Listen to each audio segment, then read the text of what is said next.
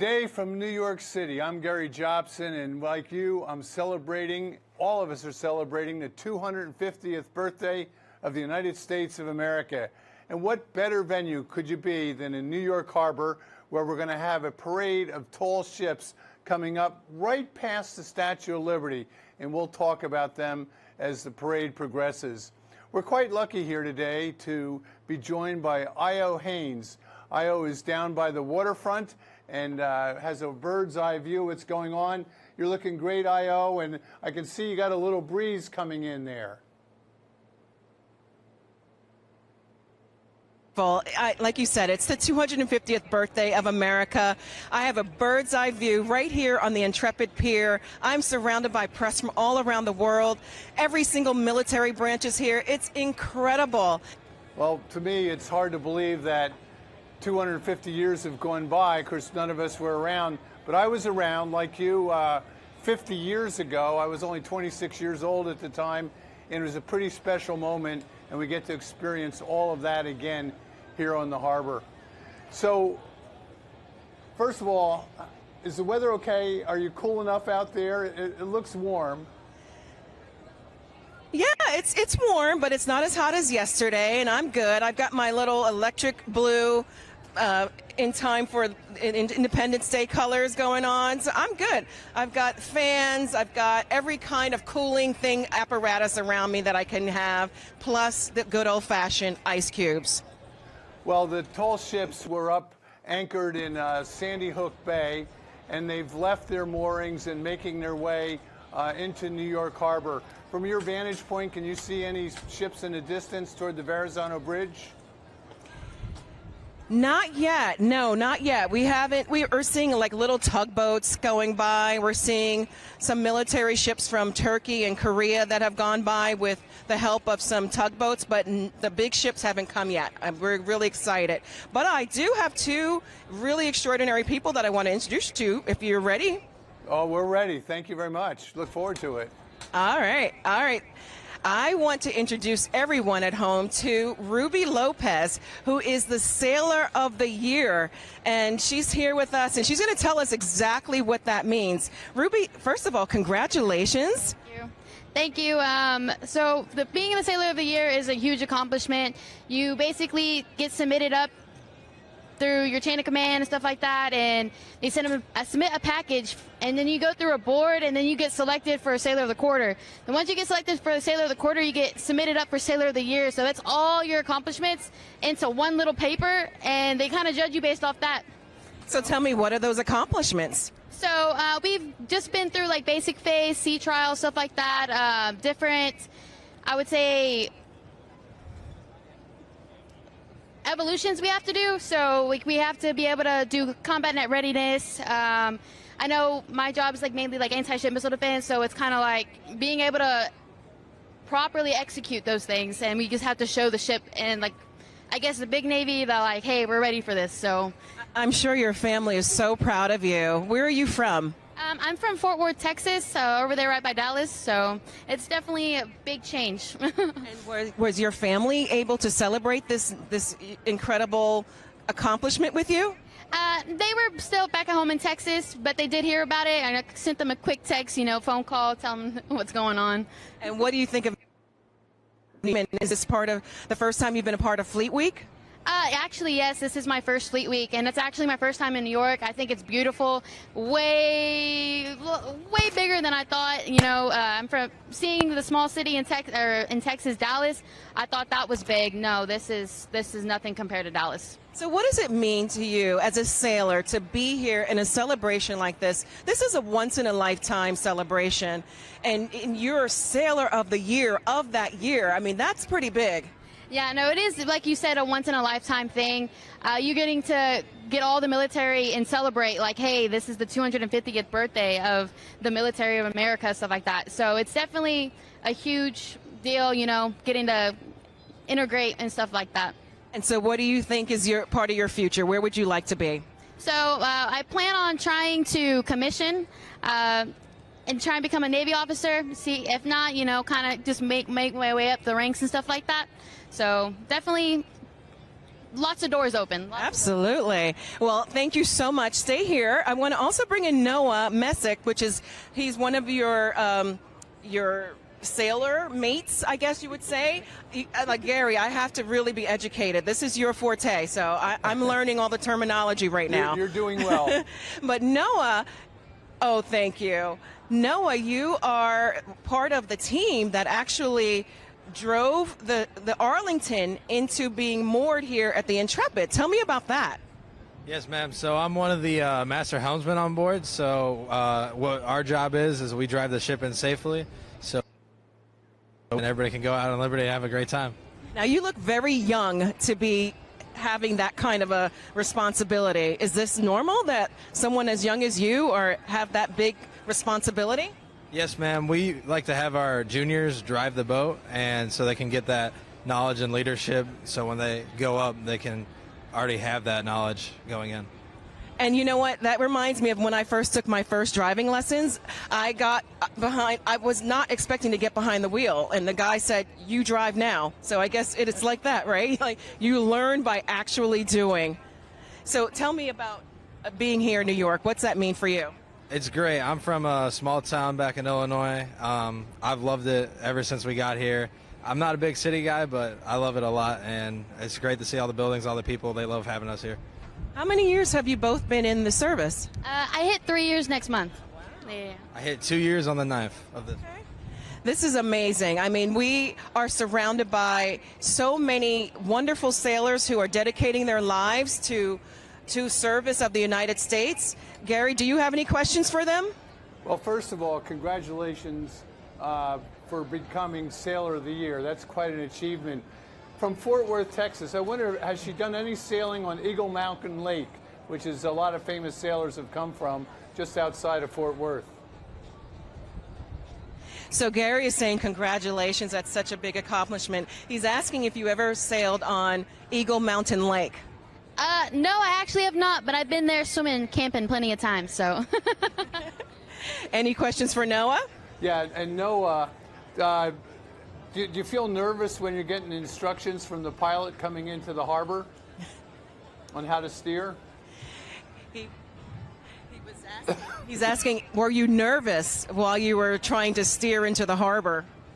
No, ma'am. I was ready. It was a great time. I was looking at all the sights and all that. It was great. Another kind of once-in-a-lifetime accomplishment as well. I think that's what the theme of this day is going to be, is like once in a lifetime. Some of us get to experience it twice, but today, as the 250th anniversary of the United States of America is happening today here in New York, we have so much to be grateful for. Well, I think Ruby and Noah will be around 50 years from now when the 300th is celebrating. So I don't know how long you'll stay in the Navy, but I encourage him to stay for a while. Okay, I will pass that on. He's saying you two are so young that you will probably be here in 50 years to celebrate. Probably. 300? Oh my God, I don't even want to think about that. Well, I can assure you it does All go right, by back to you, quickly. Gary. All right, thank you very much, Ayo. And I can assure you that 50 years goes by a lot faster than you might think. And it's quite fun to talk to some of the sailors. And, you know, and being at the helm of a big ship like that, he kind of downplayed it, but it is a big responsibility. And there's a harbor pilot. All ships that come into a harbor, like New York or over in New Jersey, Port Newark, you have a pilot on board that gives advice, and you pay strict attention because these harbors do have shallow waters, and there's a lot of currents that you have to manage. And interestingly, right now, we're at mid-tide, and low tide was early this morning in New York at 6 in the morning, and high tide is a little bit after noon today. So the tall ships that are coming up from Sandy Point are going with the current. So the wind is kind of light. They are getting some sails up and being powered under sail, but the current is helping them get our way. And then when it gets to high tide at noon, there'll be a period of slack, maybe 20 to 30 minutes, and then the current's going to start ebbing. That's the word we use when the current is going outside the harbor, and they'll be able to use that current to exit the harbor in New York. You know, you might be wondering how tall those masts are, and they're at least 160 or 170 feet, and they do fit under the Verrazano Narrows Bridge. But when you're down on deck and you look up the mast, you think, oh my goodness, are we going to be able to make it? And the sailors that'll be up the rig, they can see that there's plenty of space from the top of the mast, but down on the deck it can be a little bit nerve-wracking. The first vessel that we're going to see is the U.S. Coast Guard Eagle. It's a magnificent ship that was built back in 1936. Interesting, that was built in Germany, and there were several sister ships to this, and the Germans at the time believed in sail training and it would be important for them. And after World War II, the United States was able to acquire this vessel and rename it the Eagle, and the U.S. Coast Guard Academy has owned the vessel all this time since it got it in 1946. And every cadet that has graduated from the U.S. Coast Guard Academy has spent time on the Eagle. And clearly we don't have tall ships for cargo or naval operations any longer, but the Coast Guard believes, and so does the U.S. Navy, that sail training is applicable to being a good mariner on the water. Lessons in navigation, lessons in teamwork, lessons in leadership, and all these young people eventually become leaders. I found it interesting that the sailor that we talked to, Ruby, said that she would like to be commissioned someday as an officer. So she's a listed personnel now, and there is a program. Takes a lot of study, but maybe someday she too will be an officer. So the Eagle will lead the parade.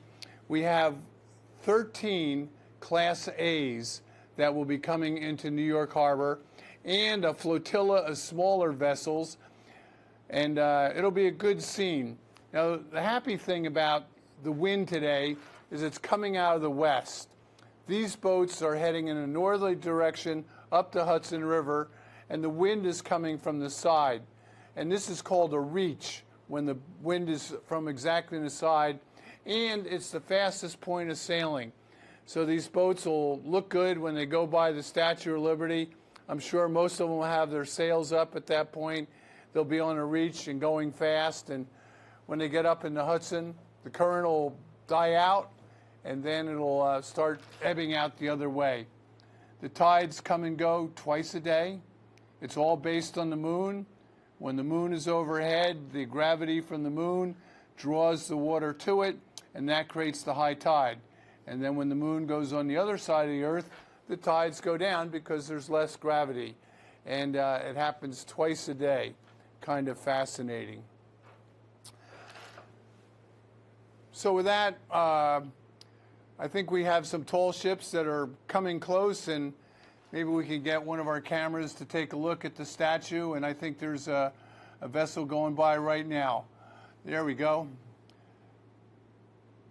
Well, they don't have much wind, and they are moving fairly quickly, and you can tell they're moving by looking at the background and also the waves on the bow. A beautiful shot, the Statue of Liberty, as always, welcoming everybody that goes by. We've got a Coast Guard vessel, and looks like a spectator boat on the right, and there's plenty of security around for sure, yet there's many, many spectator boats that are out there in the water getting a good glimpse of the action. These vessels, by the way, they do have engines. Often they have two propellers and two engines down below, so that's why they're able to move when they have no wind at all. These ships have basically 4 different types of crew aboard the boat. They have the working crew, they have the cadets, they have the officers, and often they'll have some passengers. And I'm quite sure all these vessels have passengers today, people that make donations, sponsors that are aboard, and these tall ships are expensive to run, so they always have their hat upside down looking for help and donations. And many of these vessels are supported by the governments of the countries that they represent. Here's a good aerial shot of New York Harbor there. You can see some vessels working their way up the river. And a flotilla of spectator boats around, getting a good glimpse. I'm sure the shutters will be clicked like crazy getting pictures of these vessels as they go by. And we're also going to have an aerial show here today, which will be pretty exciting. And I think that we're going to see a lot of red, white, and blue as the day progresses. So that's kind of our scene at the moment here in New York Harbor, and hopefully we'll get some tall ships coming by here shortly. I think we have another one about to pass by, and maybe we can arrange for a picture for you. By the way, this desk that I have here looks like the desk came out of a cargo hold. It probably had some cargo on it at one point, and it looks kind of historic. But right now, it's a nice platform for me here in the studio in downtown Manhattan.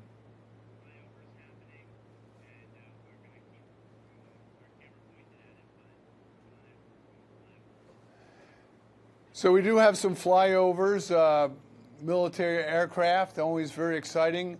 When we see these planes, I know when the Blue Angels come to Annapolis, Maryland, they always precede the midshipman's graduation. It's exciting.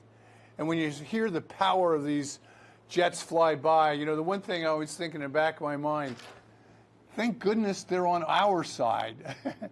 And the precision that they fly with is spectacular. I mean, it really is something. And there's been some television shows, I think Netflix has had some, talking about the Blue Angels, and also the Air Force flight team.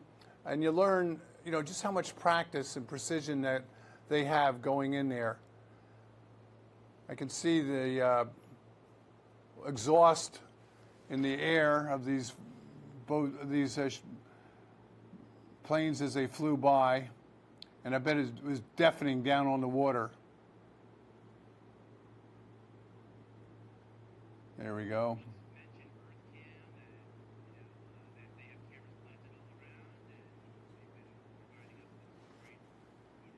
So these pictures that you're seeing are being provided by cameras provided by EarthCam. We have them all around the harbor, and we're grateful for these pictures. And I must say, they're all high definition. They look spectacular, and we've put them in different locations around so we get a good feel of what is going on out in the New York Harbor here. The statue, by the way, on Liberty Island, I looked this up. You know, who actually owns Liberty Island? Well, it is a national park, but Liberty Island technically is in New York, and just on the other side of Liberty Island and Ellis Island, just to the north, is New Jersey. And so that's why it's often referred to as the port of New York and New Jersey. But Liberty Island is technically in the state of New York, which I think they're very proud of. Anyway, always a little rivalry between the two states on either side of the Hudson River.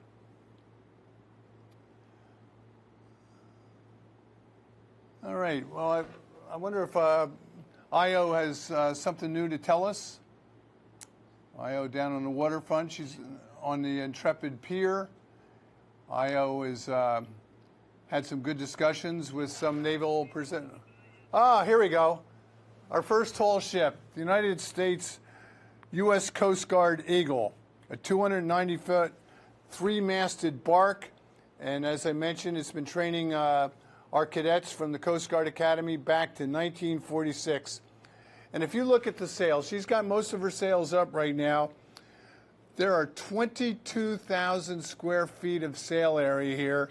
That would more than fill up a football field. And on board, there's a corps of 8 officers. And we've got a flyover. We got a flyover coming by.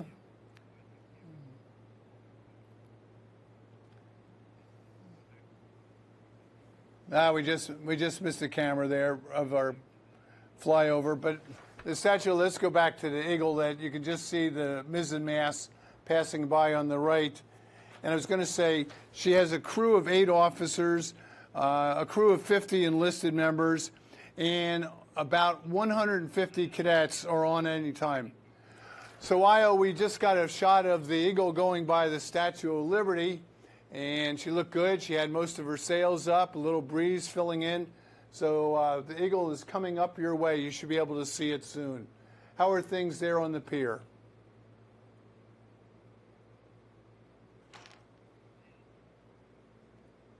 Ayo, can you see the Eagle coming up the river now?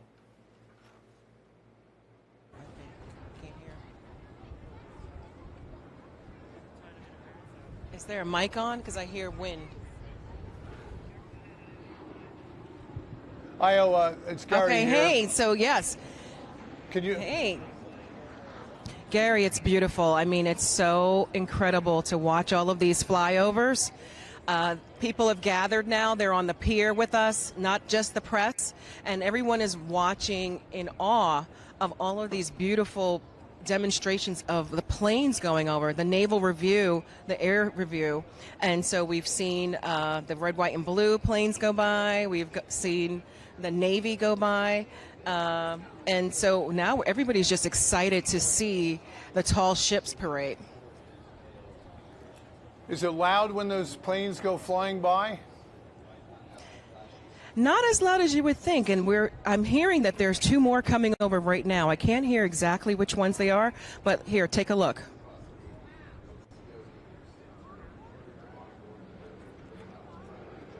There you go. It's not loud at all. You know, I have to think there's a sense of pride by the pilots and the crews aboard those aircraft sailing by, seeing all kinds of people on the shoreline and above the tall ships. Yeah, Gary, I know you know your ships, but do you know your planes too? Do you know what just flew over? Because we couldn't hear. Well, I think we saw some cargo planes flying over. They're not fighter jets that went by. They carry equipment. We have two more coming now.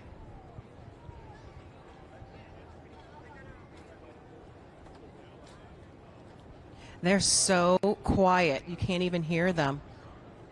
Well, that's probably by design. You don't want the enemy to know you're coming. So you're trying to build. Here we go. That's so true.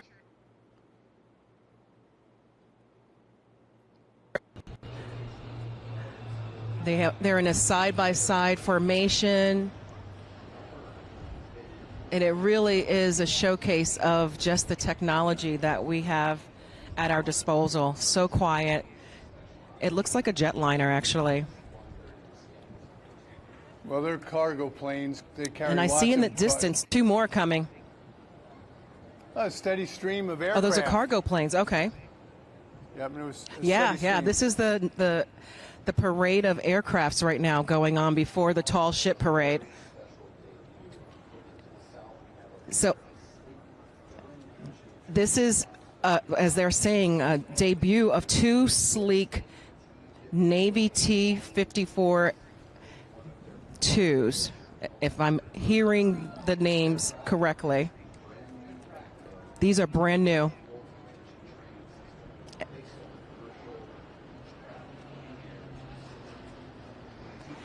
So on the parade deck here, we are hearing someone on the PA give incredible descriptions about these planes. Unfortunately, I can't hear them to relay them back to the audience, but they are, what I did hear of those is that they are brand new in the fleet, and they are modeling new technology that we have at our ready.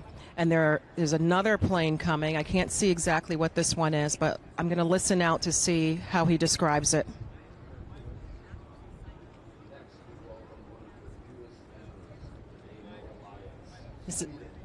This is the newest member of the Naval Alliance. It's from the Swedish Naval Force.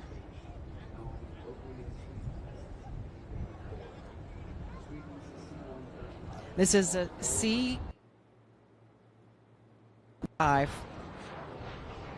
Another cargo plane.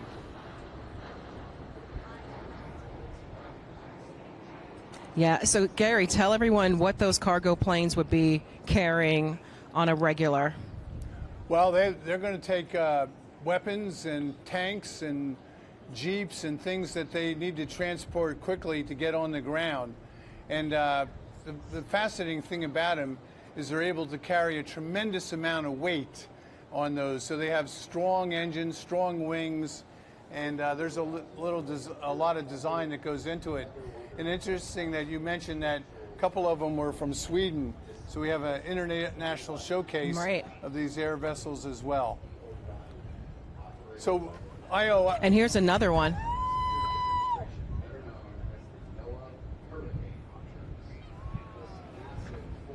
All right, well, a good shot here. There. Good shot of Manhattan here. You can see the Eagle is the boat in the middle of the screen. She's got her topsail set, but not her lower sails. Maybe a better view from everybody. And then behind her, it looks to me like it's the Pride of Baltimore that's coming along. The Pride of Baltimore obviously represents the Chesapeake and the city of Baltimore. And this is the second Pride of Baltimore. The first sank tragically in a storm off Bermuda about 35 years ago or so, and they rebuilt it. So this is the Pride 2. I've sailed on it a pile of times and We have done a trip to Bermuda on it. Anyway, it's quite a good sight. okay. So we actually have two more ships, airships coming by. They are in a double formation, and I'm not sure which force they're part of. The bright orange and insignia. Again, these are actually a little louder than the other ones that have gone by, but I'm thinking, Gary, that these are also cargo ships. They are, and it's interesting that they fly in pairs. Right. We have two more coming. These look very stealthy. They look almost like large drones. Let's see what these are going to be. These are heavy transport vessels. And this is Air Force technical power on display right here. These are actually kind of quiet, and they're very much closer than the others have been, so you can get a sense of how quiet they are given their proximity.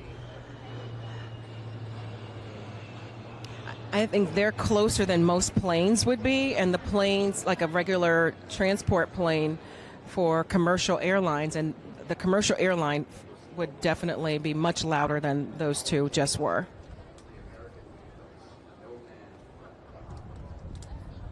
You know, it's a steady stream of these aircraft going up the Hudson River. Pretty impressive.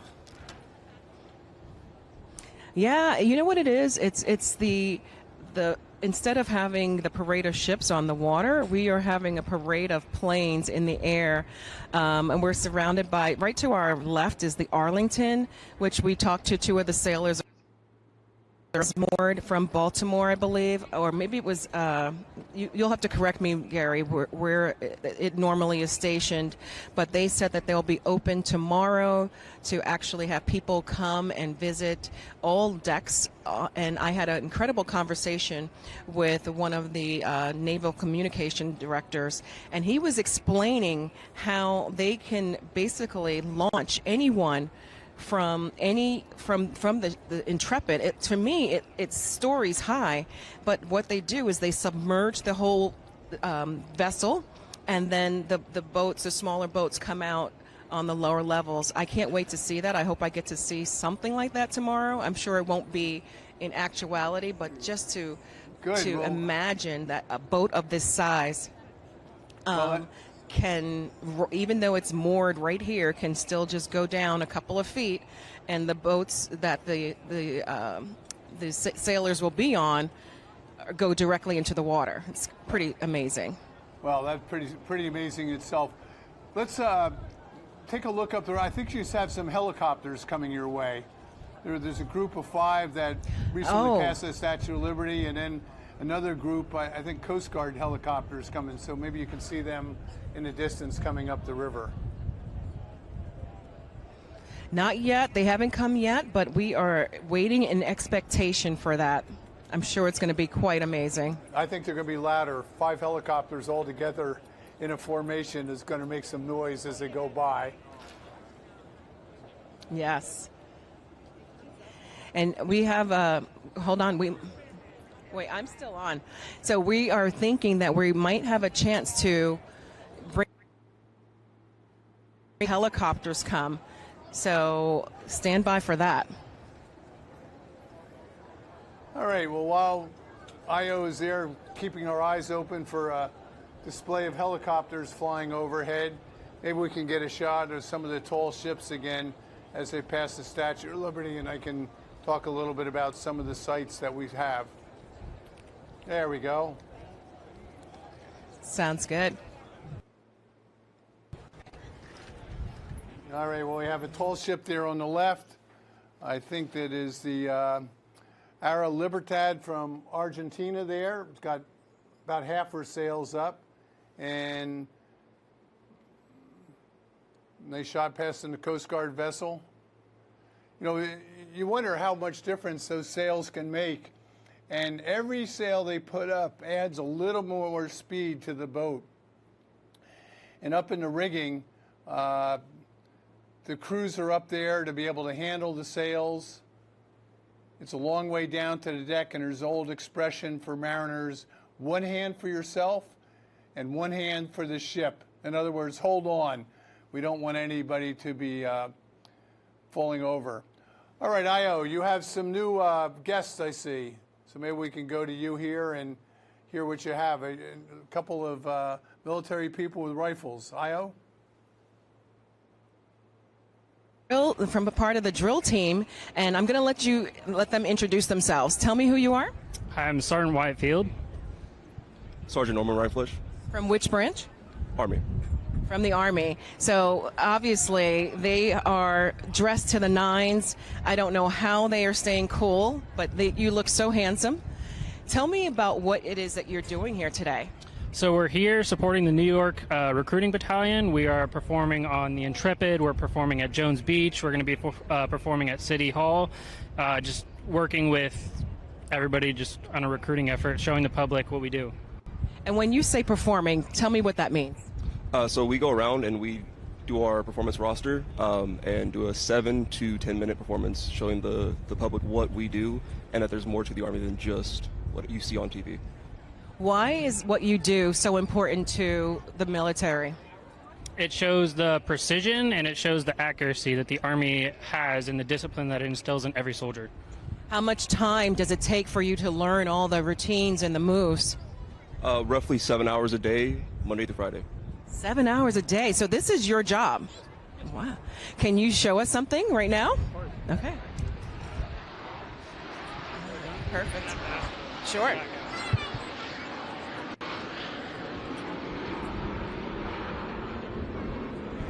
I think he's going. Gary, they're about to start. Good. Look forward to it.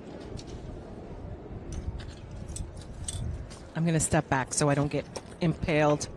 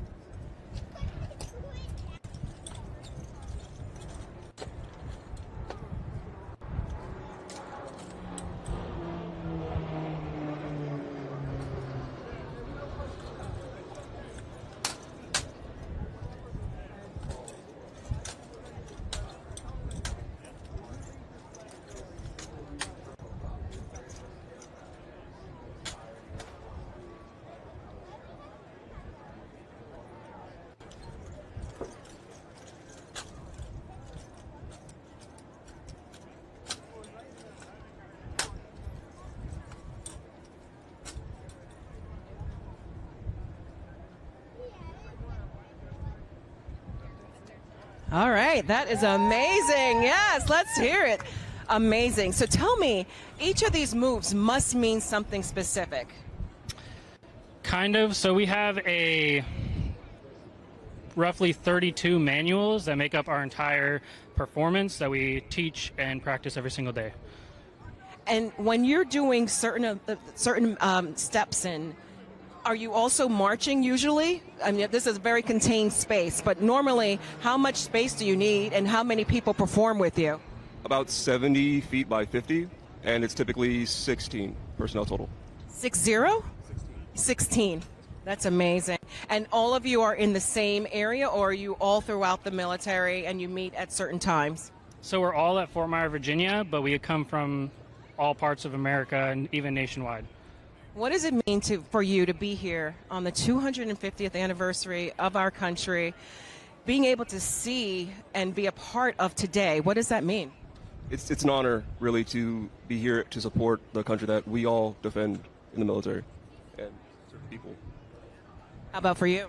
Yeah, it's an honor. We're proud to be out here helping New York Recruiting Battalion and just being here to see all the people. That's what we do it for.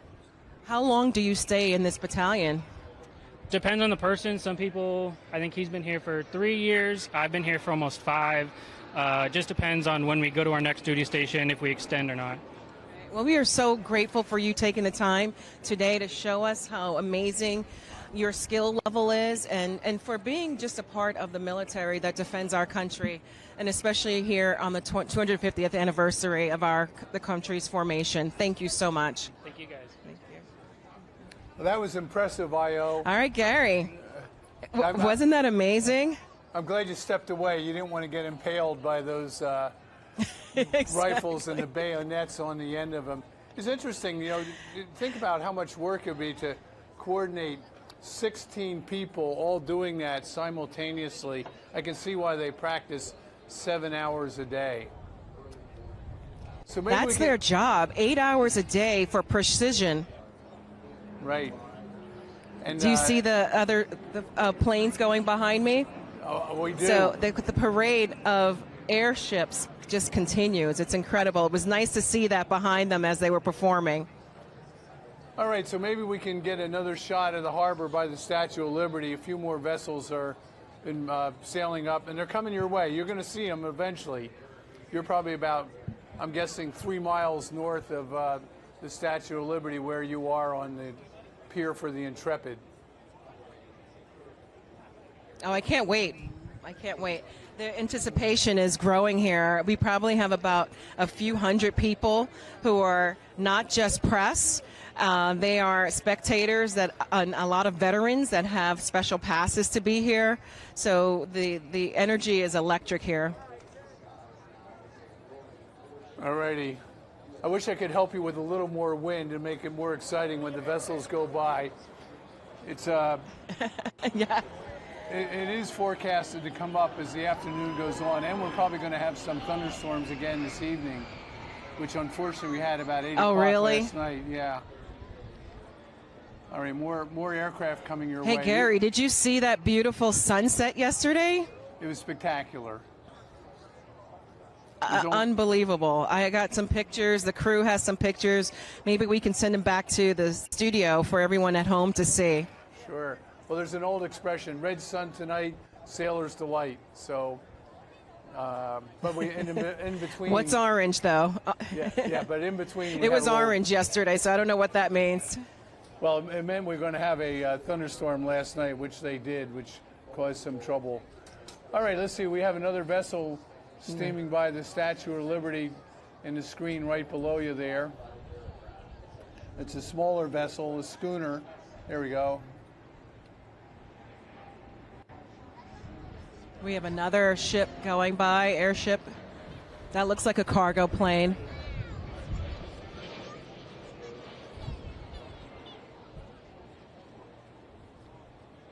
Can you tell how high they are as they fly by? 2,000 feet or so? What would you guess? Oh, gosh, that is not my forte, but I would say definitely lower than most aircrafts, most commercial planes coming in. Probably the height of when a plane is going in to land. Right, but well above the George I think Washington even lower. Bridge. You can see the George Washington Bridge from your position, correct? off to your left? For me, from where we are, no, I can't see that. I can see Jersey, but I can't tell. I definitely can't see the bridge from here. We have another cargo plane coming in. Well, it's a lot of coordination. These planes, they keep coming over. About every 60 seconds, we have another one. This is a bigger one coming by. And I've been told that they are well under 1,000 feet, so much lower than any other time that we would normally be seeing planes flying.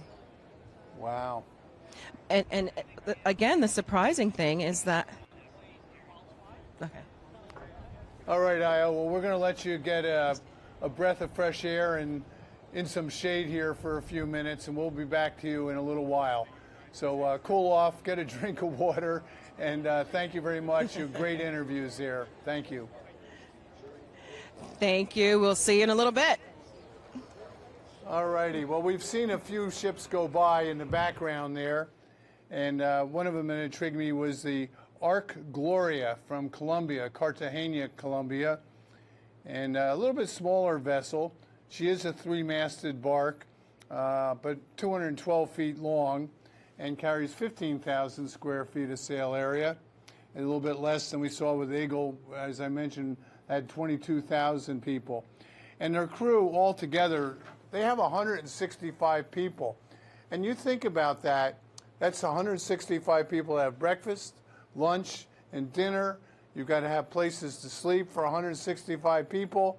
You have to have foul weather gear and all kinds of clothing and boots. So there's a lot of equipment, and living on these boats is often challenging, I would say. And they try to design these boats to make it as comfortable as possible. And it's probably good that most of the crew are younger. They haven't worried about creature comforts too much. The Gloria was built back in 1968, so she's coming up on her 60th year. And she's named after the defense minister that basically pushed for construction of the ship. And the Gloria does have a couple of sister ships that are with the Mexicans and Venezuela and Ecuador. So there's several that are like that.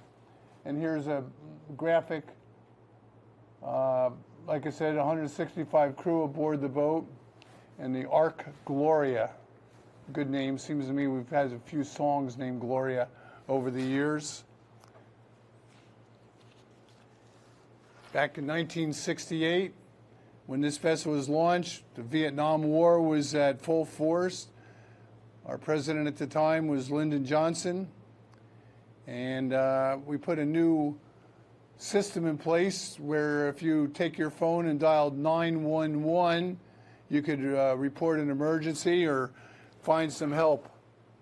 The movie at the time, 1968, 2001, The Space Odyssey, The Planet of the Apes, and Rosemary's Baby all came there. And very sadly, we had a couple assassinations. Dr. Martin Luther King Jr. and Robert F. Kennedy were assassinated in 1968, which was kind of sad. And there were a lot of protests in America. There was feminists that protested against the Miss America pageant. There were African American soldiers at Fort Hood in Texas that had some complaints and protested. And we had anti-war protesters. And I was young at the time, 18, but we also had protests around the Democratic National Convention in Chicago. So, and interestingly, 60 Minutes, the television show on CBS, has been in the news a lot of late. Well, the first episode of 60 Minutes appeared in 1968. And as a prelude to landing on the moon with Neil Armstrong, a year later, Apollo 8 was the first manned mission to the moon and had a successful mission, but they didn't actually land on the moon, but they proved that we could have somebody there. So anyway, that was 1968 when Gloria was built.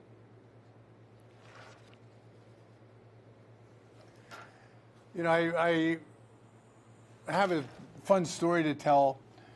It was about 20 years ago. I got invited to sail across the Atlantic Ocean on a tall ship. The name of the vessel was the Stad Amsterdam, in honor of the city of Amsterdam in the Netherlands. And we had about 100 people on the vessel for the trip across the Atlantic. Just like these vessels, we steamed out of New York Harbor.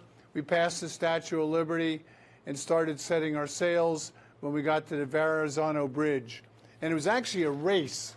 So we joined a race. There were 20 vessels in the race, and set our sails off Ambrose Light, which is off New York Harbor, famous departure point, and took off across the sea.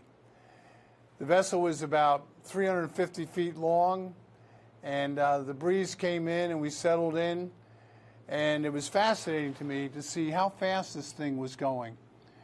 We rode the Gulf Stream. The Gulf Stream starts in the Gulf of Mexico and passes Florida.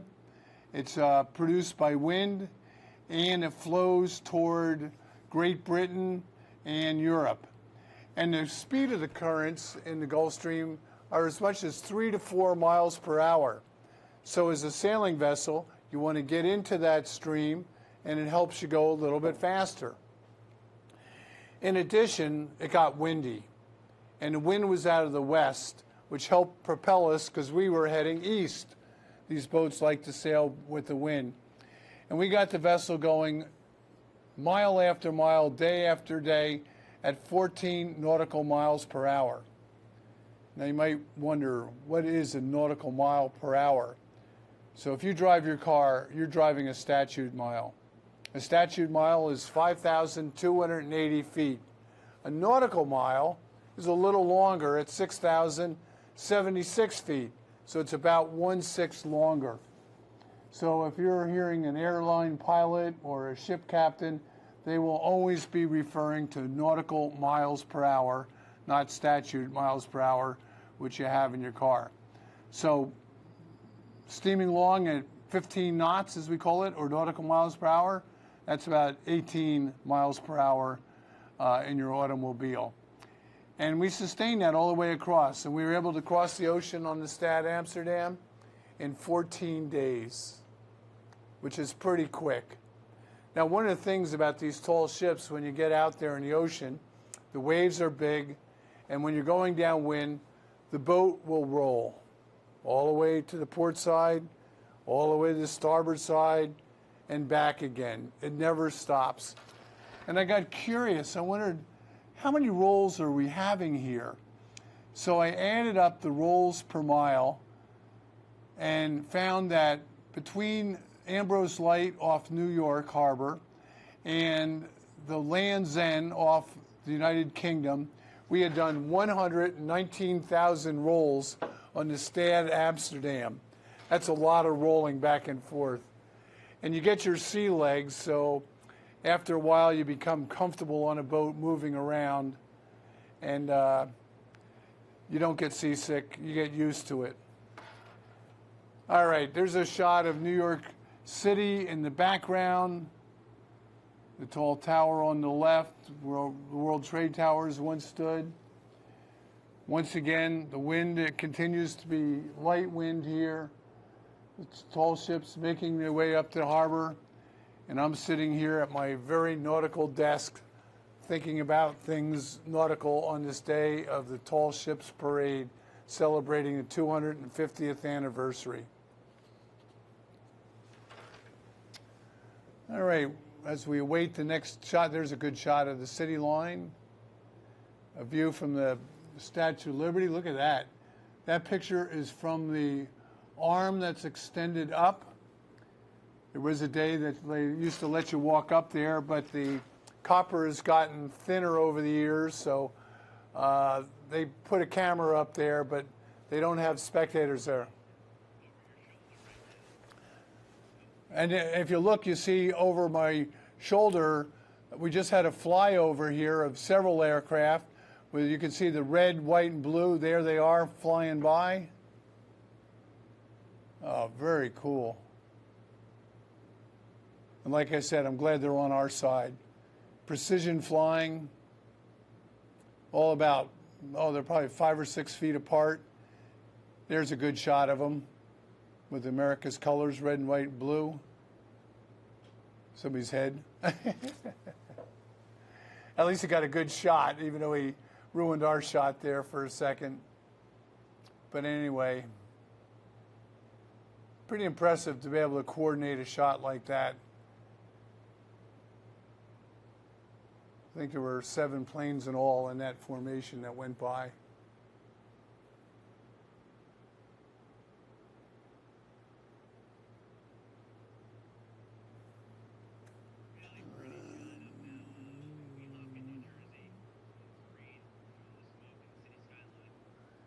So this shot, by the way, is Weehawken, New Jersey. You can see the city skyline. That smoke and the light wind is lingering. EarthCam is providing us with this picture. Thank you very much. And I want to confirm there were 7 aircraft that went flying by. All right, here another tall ship coming by. They too have some of their sails up. Looks like about half the inventory.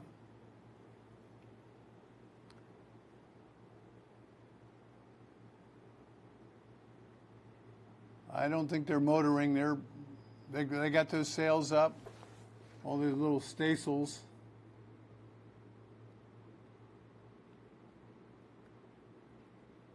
You know, when you think of the spectators, there's 2 ways to look at it. One is the people on shore or spectator boats looking at these vessels and aircraft going by. The other spectators are the people on the vessels and in the aircraft looking at the crowds down on the shorelines and out on the vessels. It's quite an impressive view. And you can see the size of the ship there on the lower right of the screen, passing by New York City. That smoke is still lingering. The exhaust from the jets, I mean, it's a lot of jets, 7 of them going by. All right, well, Ayo has had a little bit of a rest out of the sun. Good for her. And maybe we could take a minute and check in with Ayo. Did you see that formation of 7 jets go by? I did. It was amazing. And it's funny because the parade started, the parade of airships started with the 5 ships, or I don't know how many it was, but definitely in that red, white, and blue formation. And they just came by again. I thought it was going to be the end, but there's still more coming, as you can see right now. Well, there were 7. Oh, there's 2 more. There were 7 that made those red, white, and blue from their exhaust. Yeah, that red, white, and blue is so stunning. I was just talking to some Norwegian sailors, and they were like, we don't see this in the Bering Strait. And so we're actually going to talk to them a little bit later and get their perspective of being from a whole other country and being here for this incredible, spectacular show of military incredibleness, if that's a word. My wife and I spent a month in Norway last summer, and I can report it's a beautiful country. It's wealthy. Me too. Have you been to Norway? I have, actually. I have a cousin who's half Norwegian who grew up there in Flekkefjord, which is the southern part of Norway. They would be considered like the southern people that we would consider southern. They have that little twang. And then my daughter's godmother is from the northern part of Norway. I forget the town, but yeah, I'm sure once this comes on, she's going to be watching. They'll both be watching. The interesting thing to me about Norway is it's so far north. Your relative that's in the northern part, in the summer it's daylight all day long, but in the winter it's nighttime just about all day long. Exactly. I should bring them in. Are you ready to talk to them? Sure. Let's hear from them. All right, come on. All right. I'm going to be in the middle since we have 4 great of you. shirts. Okay, come a little closer to me. Yes, there. Squeeze. And so Gary, if you see these 4 amazing young people who are part of the Norwegian sailing, what department, which division are you in? I'm in the mechanics. But are you in the Coast Guard? Coast Guard, yes. Yes, in the Norwegian Coast Guards. So they actually have come from Norway through Iceland to New York. I'll let them tell you about what it means to be here celebrating with us. So first of all, let's start with your names. I am Private Leander Langeland.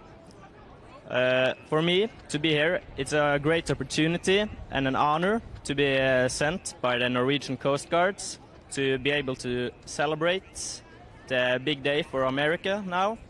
And I'm very happy to be here and experience this. Thank you. My name is Ragnhild Kars, and I'm also private, and I'm very great to be here. How old are you? I'm 20 years old. 20 years old. Amazing. I am Private Ludvig Sundfjord, and I mean, it's crazy to come all the way here to celebrate this anniversary, and it means a lot to represent Norway and to, yeah. You're doing great. Hello, my name is Tom Felix Syvertsen. I'm second-year apprentice on board Coast Guard ship KV Hopen.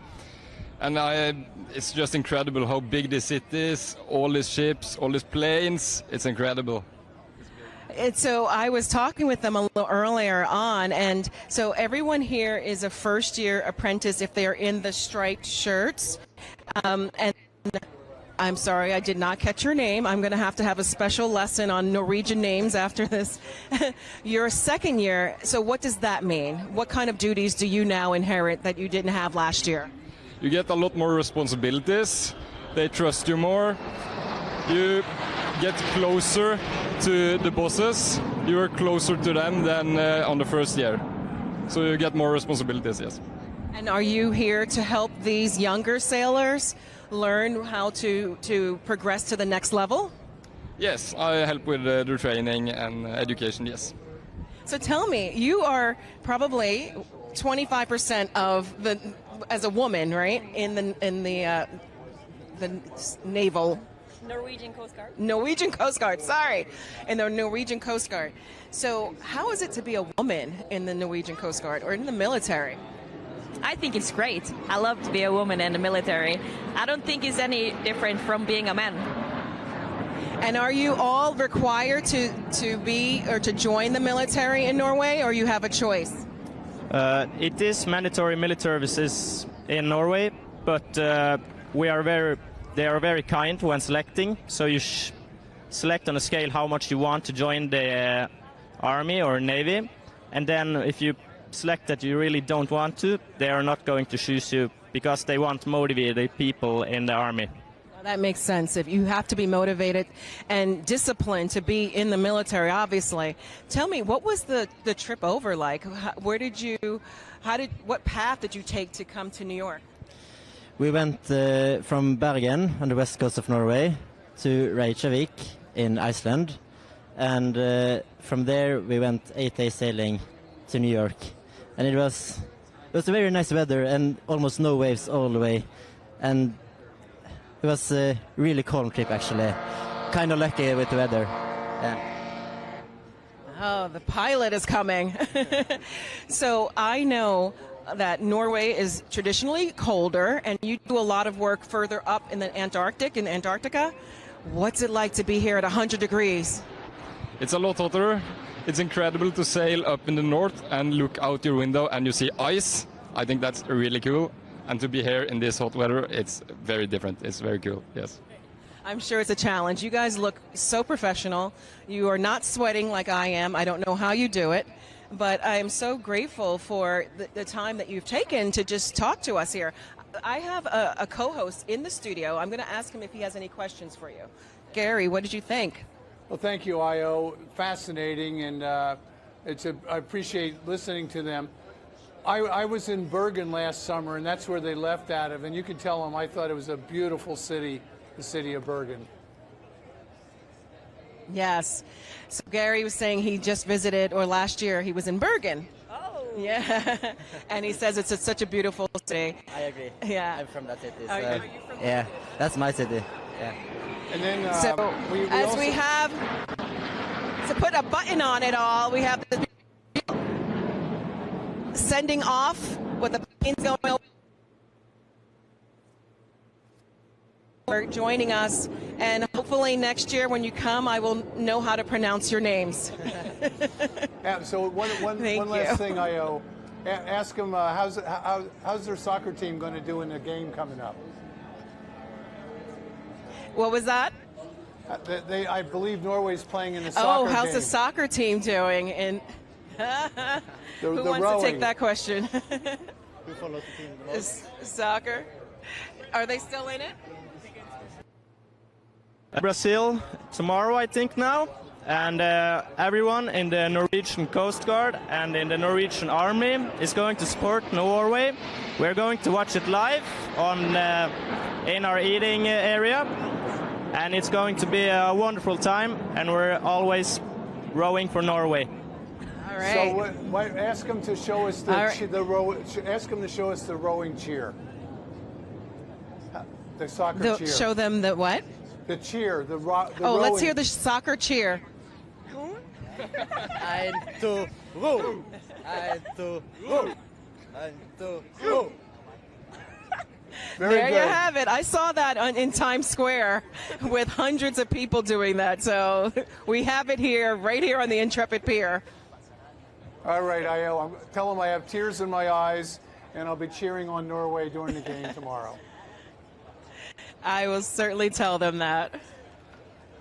All right. Well, let's go on here. We have another vessel coming by here. This one has all its sails up. See if I can get the word. I can't quite see which vessel it is.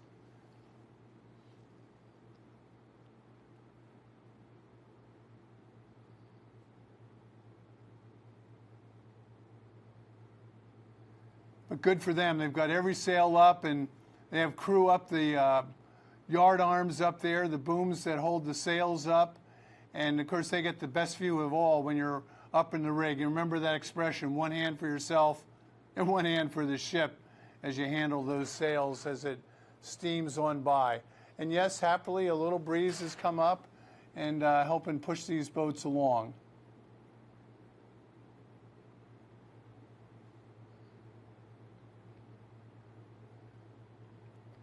The view we have here is from Governor's Island looking across the Statue of Liberty. I know there's an insurance company that uses this spot just about where we are with our camera, with the Earth Cam.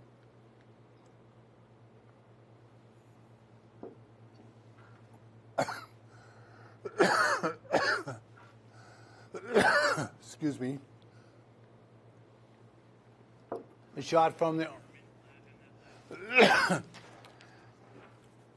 That ship that we just passed by was the Gorkfock. It's from Germany, middle-sized ship, 266 feet long. She's from Kiel, Germany. And Kiel is where sailing in the Olympics took place back in 1936 and again in 1972. It's got a permanent crew of between 80 and 100 people, and they host between 140 and 200 cadets aboard the vessel. And this was built well after World War II, back in 1958. As a replacement for an earlier vessel that was built in 1933 that ended up with the Soviet Union. They took it as war reparations, just like we did with the Eagle. And she's completed a circumnavigation, that vessel, all the way around the world. Pretty cool. And when the vessel was built back in 1958, President Eisenhower was in the White House, and the U.S. Congress passed legislation to create the national, or NASA, which worked hard to put somebody on the moon. 11 years later, they pulled that off. At the same time, in 1958, Elvis Presley enlisted in the U.S. Army. Pele led Brazil to their first World Cup title, and as you heard a moment ago, Brazil's playing Norway tomorrow. The first Pizza Hut appeared. The first International House of Pancakes appeared. And for the first time, we had a credit card launched by the Bank of America, which is now known as Visa. So all that happened in 1958. Pretty impressive. Ayo, do you see any of the tall ships finally making their way up off the Intrepid Pier now? Oh, I didn't hear that. Say that one more time, please. Yeah, Ayo, I'm wondering if any of the tall ships have made its way up to where you are now. Yeah, it's starting. Okay, the FDNY boat is starting with the waterfall, and then the U.S. Coast Guard Eagle. I can see it. It's right there. And as we know, that's what starts it all off. Well, that's pretty impressive, the fireboat there with that water spraying. I don't know if the mist is making it on shore at all. A lot of horns going off there. Yeah, it's announcing the start. It's like regalia, right? Telling the world that this amazing event is starting, and I can see it. I'm not sure if you can quite yet, but the U.S. Coast Guard Eagle is right there, right behind the FDNY ship. So here's my question, Ayo. As opposed to standing on the dock where you are, would you like to be out on the Eagle right now? I'm sorry, say that one more time. Would you like to be out on the Eagle at the moment? I'm loving it. I have never been this close to the action as a New Yorker. I'm ashamed to say I've never been to the Intrepid, so today I feel like a tourist in my own hometown. It's the first time I'm getting to see the air show, the ships, to be on the Intrepid, to be next to the Arlington. I mean, I have hit the 250th anniversary jackpot here. So let me shift gears on you, Ayo. As a New Yorker, how did you feel about the New York Knickerbockers this year? Of course, I had to cheer. I had to bring out my really beat-up Knick hat, but I loved it. The parade is too many people for me. Like this here for July 4th is perfect because it's a select few people on the pier. I've got front row seats. I don't have to be jostling. I don't have to worry about. Yes, this is the Coast Guard Eagle. No. Well, it should be anyway. It's the first, right? No. What does that say? It's not the Eagle, but it's a fully. Got most of the sails up here, steaming along. That's the Ostabaklo. So, Gary, I thought that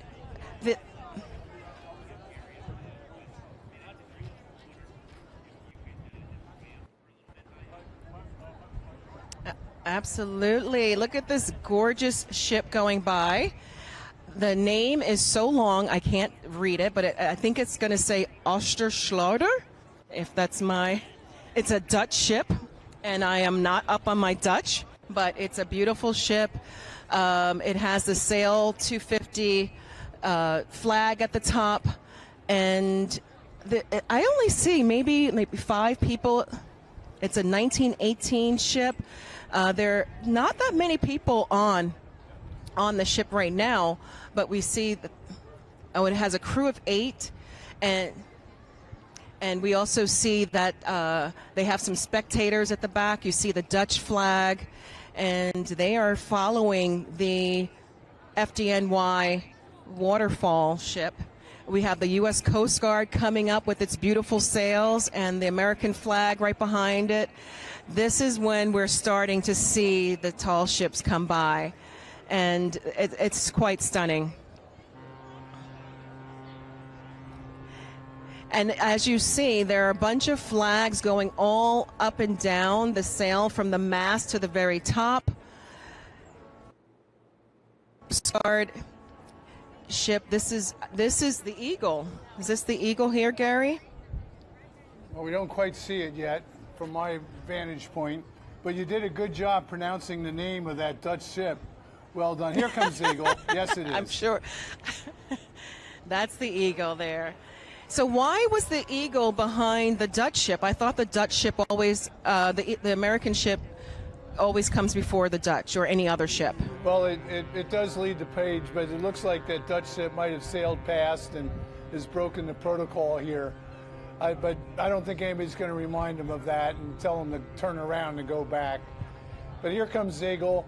It's got the familiar stripe on it, the red stripe you see that all Coast Guard vessels have, telling people that they are the U.S. Coast Guard. A wonderful service. That's amazing. You know, the Coast Guard It's are the gorgeous. People, yeah, they're the people that go out in the big storms and when there's a lot of trouble and really harsh. The Coast Guard are the ones that know how to handle it and get out there. And a great shot of that as it goes by. Yeah. And Gary, when they go out to rescue people and intervene, do they have these sails up just as we're seeing them, or is this really a throwback to the original creation of the boats? Yeah, no, it's a throwback. This is for training purposes. This vessel doesn't do the rescuing. They've got more modern vessels to do that. But this is where they do all the training and learn navigation and seamanship and teamwork and leadership. All takes place here, but it doesn't actually have any rescue operations from the Eagle. This vessel... And I can imagine... Go ahead. Oh, I was just going to say, imagine it's like doing your rudimentary training, right? If you know how to do the very basics on the basics, then when you go to a high technological vessel, it's that much easier. And that's the theory. If you can do it on the Eagle, you can do it on any other boat. And every cadet at the Coast Guard Academy spends time in the summers on the Eagle, and they're very familiar, and I'm sure they have some great experiences that help them out. All right, we have another vessel coming now in the there's background. Yeah, what do you have back there? Yeah, there's a sail ship that's being upstaged. There's a ship being upstaged by someone else, a privateer, I think. Well, the boat in the background the topsail schooner is the Pride of Baltimore, which represents the city of Baltimore and the state of Maryland. And you can see it's a familiar black hull and long, I'd say dark yellow stripe there. It's called a topsail schooner. They'll sail with a crew of about 12 to 14 people, but I'm sure they have a lot more spectators on the boat today. And Ayo, as I look at it, she looks like she's sailing pretty well. They're not using their engines, so good for the Pride. Yeah. It's beautiful. I would say there are about 20 people on board that I can see from here. Well, I'm sure they have some passengers today, and the sails filled, and that boat sails really fast. How fast can these ships go? Well, I sailed this boat from Annapolis, Maryland, over to Bermuda. It's about a 700-mile sail. And when we got out in the ocean, we were sailing about 15 or 16 knots hour after hour. So it makes good progress there. And we were able to do it with all the sails up. So it's very seaworthy and handles the sails well. And when we did it, I think we had 14 on the boat. And I made a film out of it. Oh, I would love to see that. And Gary, tell us about the FDNY. What do you call this? A waterfall boat, or when they're shooting the water out of the cannons? Yeah, it's called a fireboat. And if there's a fire along the waterfront or a vessel out in the water, this is the boat that helps put it out. And as you can see, they have all their hoses out, and they're basically pumping water from the river and blasting it out and going right back in the river. And if you're wondering if it's wet on deck, the answer is yes. It's really wet aboard the boat. But, very wet. But I don't see anyone on deck, actually. No, they're inside there. But it makes for a spectacular sight when the fireboats are out there. And You know, if there's a new passenger vessel that's coming to New York Harbor for the first time, often you'll see 4 of these fireboats out spraying water and making a good scene. So it's very cool that they do that. All right. This looks like the Amerigo Vespucci coming by. I can tell you a little bit about that. It's from Italy. There's 2 there. They only have a handful of sails up, so I'm sure that they have their engine going. But this is a long vessel. It's 329 feet long. As you can see, it's got 3 masts, and it's the training vessel for the Italian Navy. And it's home ported in La Spezia, Italy. And this boat carries a tremendous amount of sail area, over 30,000 feet of sail area. She's got 16 officers, 70 crew, and about 130 Naval Academy, Italian Academy cadets in the summertime. This vessel was launched in 1931, and she has made a circumnavigation of the world. And she was named after the very famous explorer Amerigo Vespucci. And today, other than training, this vessel is often seen at tall ships parades like we are having today. And she does have a little bit of a rivalry with her German counterpart. They like to race each other, and it's all friendly. But if you're on one vessel, you want to sail faster than the other vessel. There's no question about that. Human nature takes over.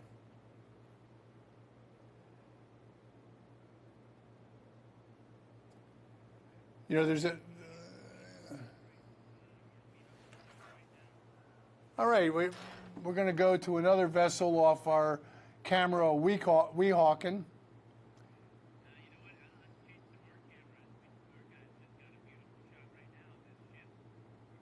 There you go. All right, well, look at that.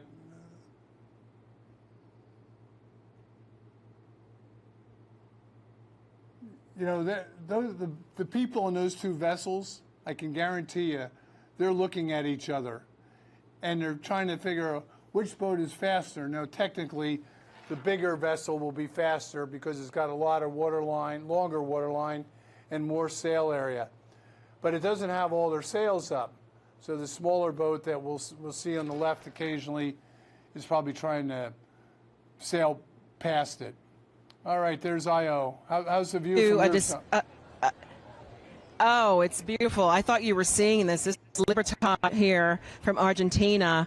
And I was going to ask you, what goes into a captain's decision as to which sails go up now? Because, I mean, obviously it's the same weather for all the ships, but some have chosen to have all of them up or some down. What's the decision behind that? Well, it's up to the captain, and of course it's easier to maneuver these boats with less sail area, and it's a better show with more. But I can see there's cadets up the spar of the boat, and I don't see the sails there. So, you know, they're having a little bit of display, but they're trying to make it easy on their crew. This vessel, the Ayo Libertad, okay. I was going to tell you, Ayo, that Ayo Libertad is 340 feet long. It's got 3 masts, as you can see. She's made out of steel, and she's from the great town of Buenos Aires. Of course, I love Buenos Aires. It's a great place, particularly the name. Buenos Aires in Spanish and English means good air. Well, and it has plenty of air. Buenos Aires, yes. This vessel was built in 1963. This is a stunning ship. Yep. This vessel was built in 1963. She's from Ensenada, Argentina. She's one of the fastest in the world at tall ships, and she's the symbol of the Argentine Navy. And over her years, since 1963, she has sailed over 800,000 nautical miles, and she's visited 500 ports in 60 countries and trained over 11,000 naval cadets and graduated. Incredible. Incredible. All right, we have another topsail schooner coming by that we see on the picture right now. Yes, what is that? Which ship is this? Because we can't really see a name on it. Well, I didn't catch it, but it was a It's a topsail schooner. We have another vessel coming up. Another big one here. and the schooner is going to be something that is more short trips, or Yes. tell me about that one. Well, the schooners had a lot of purposes. They were often pilot boats to get a pilot off to a larger ship arriving in port. They would deliver cargo. They were involved in naval operations because they were swift and sailed fast, and eventually they became yachts. In fact, the New Yorkers built a yacht in 1851 and proudly called the yacht America. The yacht America sailed across the ocean to England and got in a race with 18 boats around the Isle of Wight. The Isle of Wight is on the south coast of England, and the America beat all 18 of them, and they were awarded a prize from Queen Victoria, which became known as America's Cup. And it's been a famous yacht race ever since 1851, the America's Cup. Amazing. Well, in the distance, I can see the Esmeralda from Chile coming, and it looks to have all of its sails up, so I think you're going to really love this one. I know you've seen the parade of ships, you know, throughout your career, but to me, this is so stunning. I don't know if it's special to you or not, but because you see it so often, but this is just breathtaking. Well, it's always stunning here. We're looking at a vessel with red and white sails. That's kind of interesting here. Why do you say that? Well, you don't see red sails too often as it's cruising past the Statue of Liberty. You'll see in a little while alternating red and white sails on this vessel.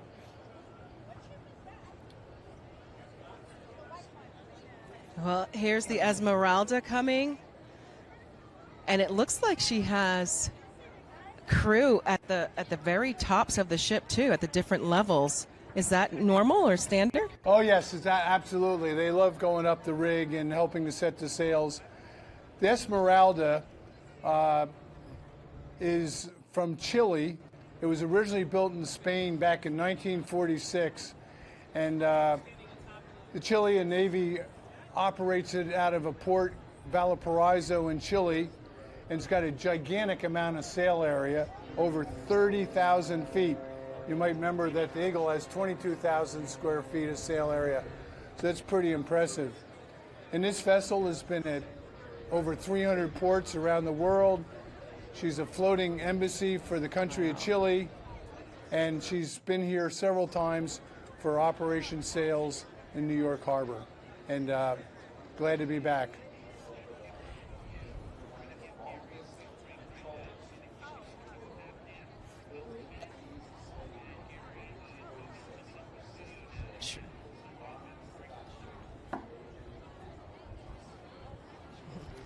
It's amazing how the ship is just gliding effortlessly through the water.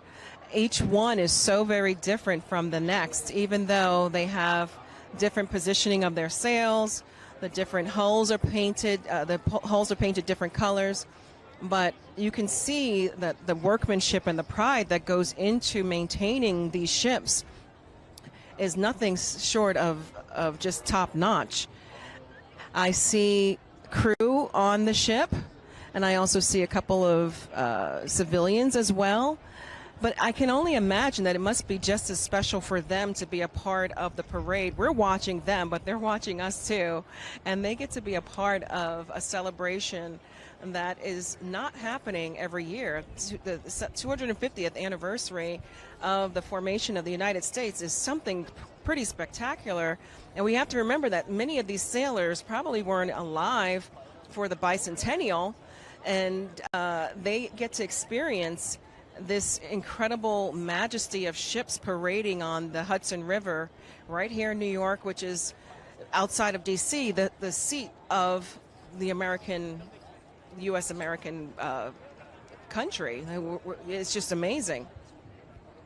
And so as you see, as it's going by, all of the flags are flown in every mast.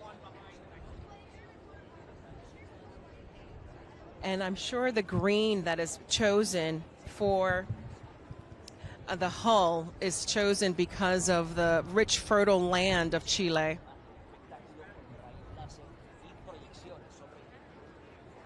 For me, if I had my druthers, I'd be at the very top there. Do you see all the people? There's 3 levels. One, yes, at the very top level is where I would be. I would climb up that mast and just park myself there for the entire duration. I think I see somebody climbing up. Someone's climbing up there right now. So I'm sure they're strapped in, but there still has to be mind over matter when going to that height and being able to take a position. I'm sure there are no seats up there. So I'm sure you have to hang on. It looks like they're hanging on to me, like just leaning over onto the pole. Yeah, sign me up for that one. And then we have little schooners that are coming by. You know, the big ships are coming every few minutes, but the schooners are coming through, and there might even be private schooners, not necessarily part of the parade, but they are part of the parade themselves. All right, Ayo, thank you very much. So, Gary, how are you feeling in the studio? You've got the AC going? Yes, there is some AC here, and I'm feeling good in the studio, and I enjoyed your report there. Thank you very much. I particularly like the fact that you wanted to go all the way to the top of the mast. Oh, absolutely. It's higher than you think. How do I get that job? Well, here's another schooner coming by. I can only imagine. It looks like it's got good so this sail is up. probably just someone. Do you think it's part of the parade, or it's just a private person deciding to tag along? No, it's definitely part of the parade, going past the naval vessel there. I like all the crew in their fancy blue shirts and their flags flying. Yeah. Looking proudly going, and they do have their engine on, I can see that.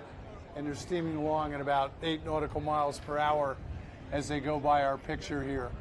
So, I mean, there's hundreds of boats out here. Gary, how do you... Oh, yes, there are. What is the cost of maintaining these boats? It's a lot. A schooner like you just saw went by would be a few $100,000 a year at least, and these ships are many millions. You know, housing and feeding everybody, transporting people around the world. There's a tremendous amount of maintenance involved. But lucky you have all these cadets to keep the ship clean and paint things and maintain them.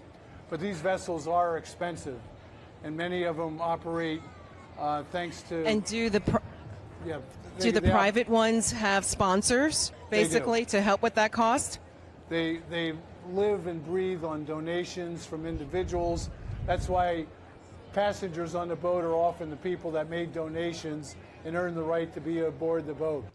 And, you know, they get appearance fees at different events, take people for rides. They do training courses and get fees for doing that. And to sum it up, I would say they're very creative in the way they run these programs to be able to afford to maintain these boats. It's a big project.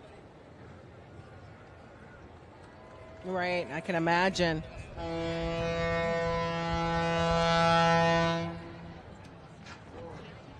All right, what do we have here?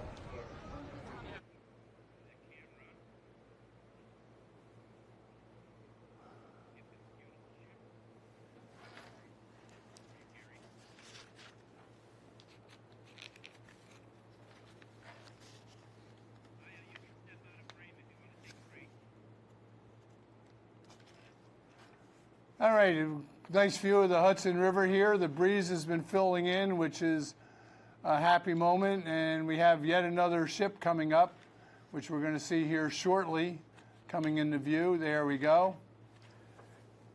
My goodness, only 3 sails up, and yet notice the boat seems to be heeling over a little bit. See if I get the name of the vessel here.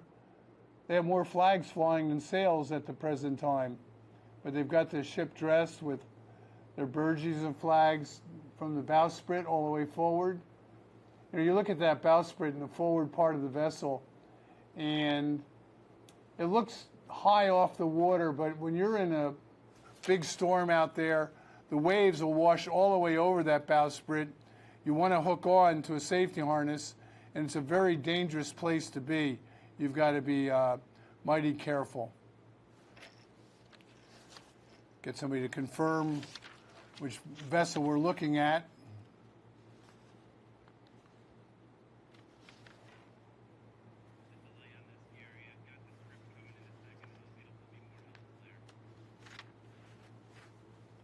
All right, my editorial comment for this vessel is the flags look great.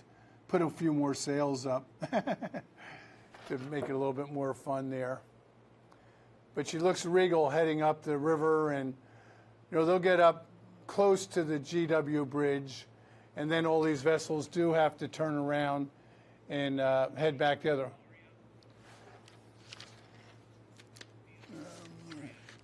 So I'm getting word that this is the Ark Gloria. We talked about her a little bit earlier as she's made her way up the Hudson River.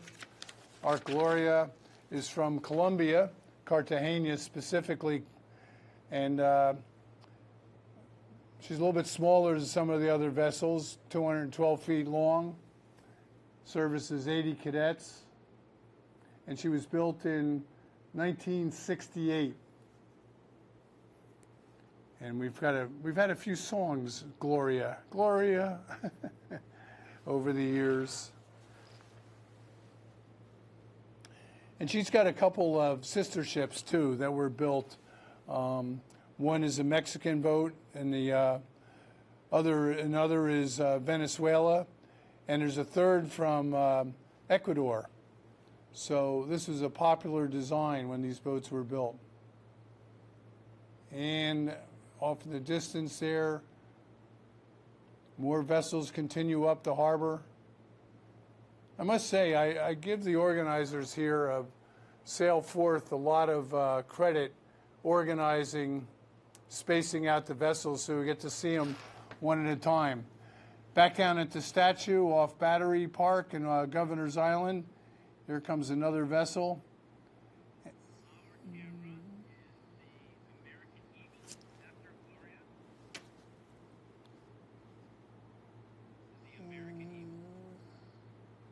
All right, now this vessel here is called American Eagle. How patriotic is that possibly be? This vessel, it's a commercial vessel. It's 123 feet long. It takes people for rides. You can go on for a cruise of 3 to 7 days. They sell spaces for that, and it's always a good time.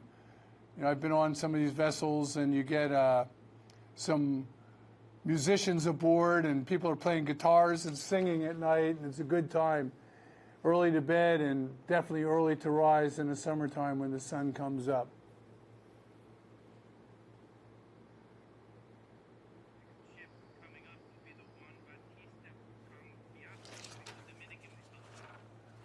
All right, we have a new ship coming up to the shot by the Statue of Liberty.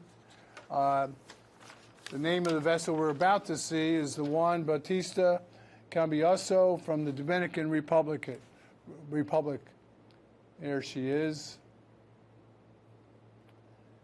Got a few sails there. You know, one of the reasons for setting a few sails is just to make the boat stable so it's not rocking back and forth. And you can see it heeled over a little bit. There's some shots. It's a relatively new vessel built in, it was launched in 2009. And the Dominican Republic acquired this vessel 8 years ago in 2018. And like many of the others, she serves as a naval training ship for the cadets. 11,000 square feet of sail area. She has a permanent crew of 12, and the cadets, they're a smaller group, but 35 to 40 cadets at a time. So a little look at the Juan Bautista Cambiaso.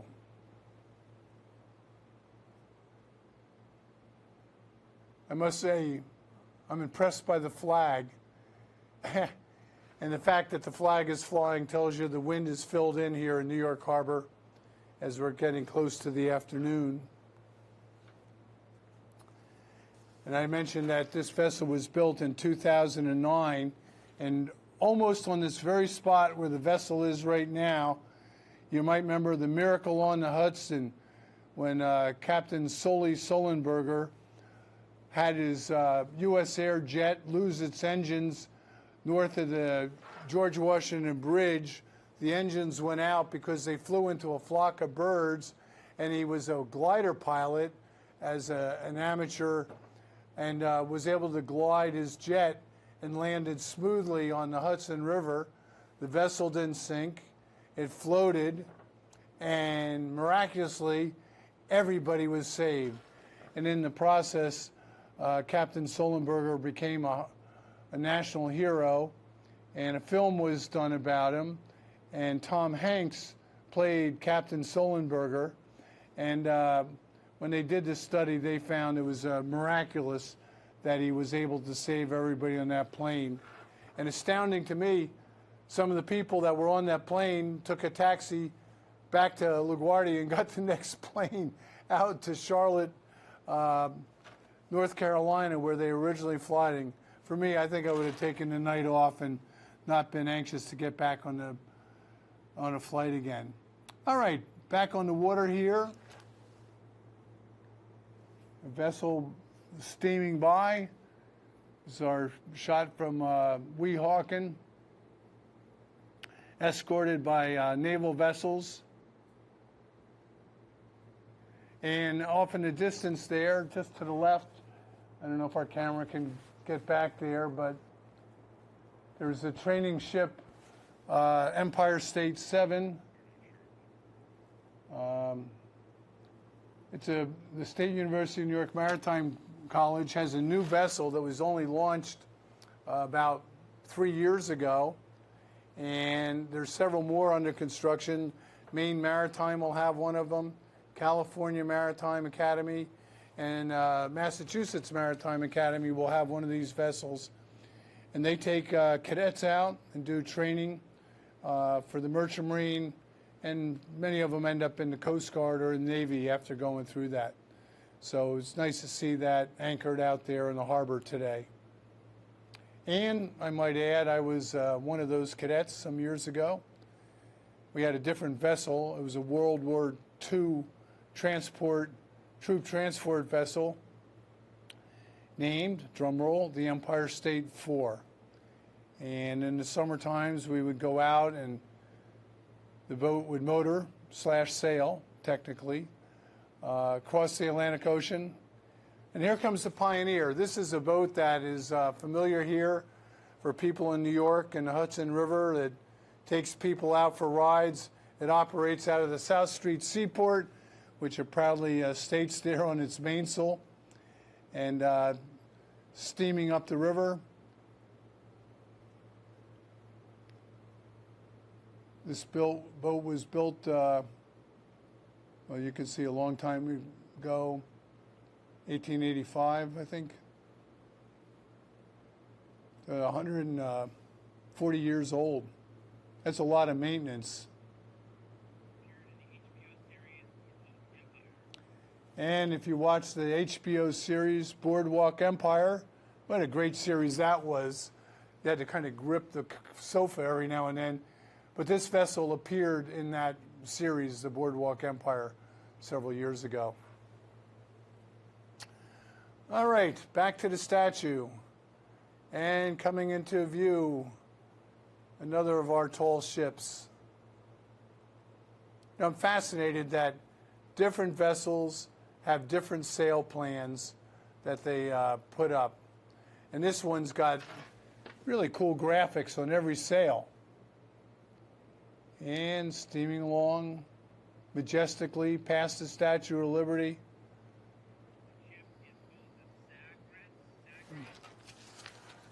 And this vessel is known as the Sagres. It's from the country of Portugal. Of course, Portugal is a very maritime nation, and this is a three-masted bark that's coming by, built in 1937. She was actually built in Germany and was a sister ship of the Coast Guard Eagle. Sail training was important, and she was sold to Brazil, and then eventually Portugal acquired the vessel back in 1961.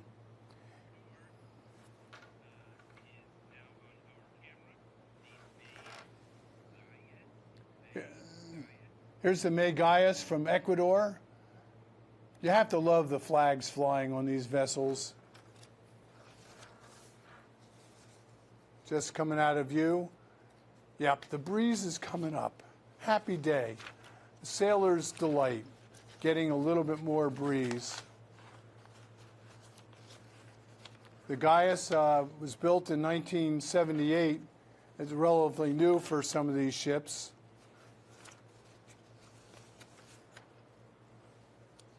Ecuador, a relatively small country to have one of these vessels.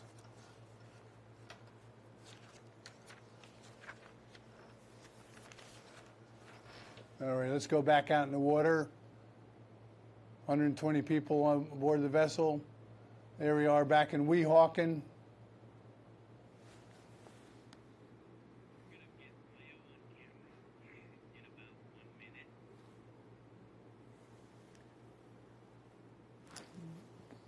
The pictures and videos from this day will last a long time into the future, and 50 years from now, I'll be older.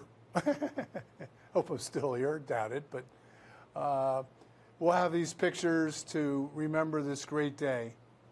And a little further up the Hudson, vessel steaming by. She's under power. You're not going to go this fast. She's probably steering at about 8 nautical miles per hour now, which has all been designated by the organizers, the Sail Forth group that organized all of this. Whew. They've been in operation almost 4 years now, putting this program together, all to come down to this one day. And happily, a lot of these vessels will be open for tourism over the next few days. So if you want to go aboard, you're able to do that. And then from here, these vessels will head up to New England. They'll be in Boston in July, and several will make stops along the way in New London and New Bedford and Newport, Rhode Island, before making their way to Boston. As we all know, a very patriotic city. Lots happened in Boston in 1776. A little argument over tea and taxes at the time with the British, although we've gotten along with the British ever since. All right, let's see what else is coming. Aya's been studying everything out there and got herself out of the sun for a few minutes. Well, we just had the Ecuadorian tall ship go by, and the music was popping. I was ready to do my salsa. I have loved every single one of the Spanish ships, especially the Colombian ship. Did you see that they had people stacked all the way up to the mast in different colors, and they were waving the entire time? I'm fascinated. Did you wave back?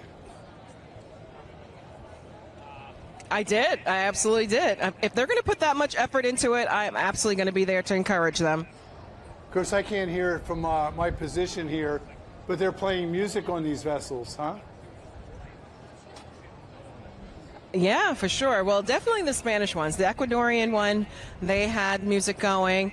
I'm not sure about the Dutch. I'm not sure about the Americans, but the Ecuadorians and the Colombians were definitely grooving.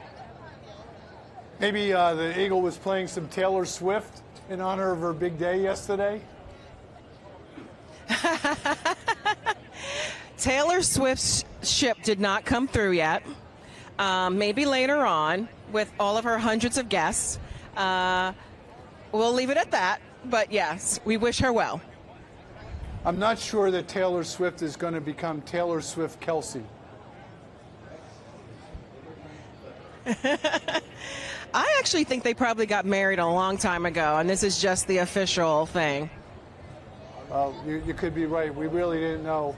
Somehow the invitation to their wedding got lost in my mail. I didn't receive it. Mine too. The fun fact, I actually graduated high school from Madison Square Garden. That's how big my school was. I had 850 students per class. And so, yep. Very cool. We actually were at the Felt Forum in Madison Square Garden. And do you see this beautiful ship here, the schooner? I do. This is it says Liberty. I can't see what that else It's says. It's a Liberty Clipper. Gary, do you know which one this is? Yes, Ayo, it's the Liberty Clipper, and I like the green decks on it, by the way. The Clipper. Liberty Clipper. And notice it's got a small vessel in the... This one has a lot of spectators. Well, that's how you fund the boat, taking people for rides. And notice the little boat on the back of the boat that they use for a launch to help move things around. Yes, I see it. She was going along in a pretty good now, clip. Is the ride on one of these ships, is this a smoother ride or sail, or is it a little bumpy? It's smooth as silk out there in the Hudson today. Light wind, smooth water, so they're not bouncing around at all. No. All right, well, we have the Belle Poulet. Here's the French ship. Right, and looking beautiful. The Belle Poulet is a 123-foot, two-masted schooner, and she's from Brest, big sailing area, in France. And Belle Poulet means beautiful hen or chicken, or woman, I guess. Belle Poulet. You know what? I actually thought poulet was going to be French. I was like, there's no way it's called beautiful chicken, but you're right, it is. Well, they're good cooks in France, as we all know.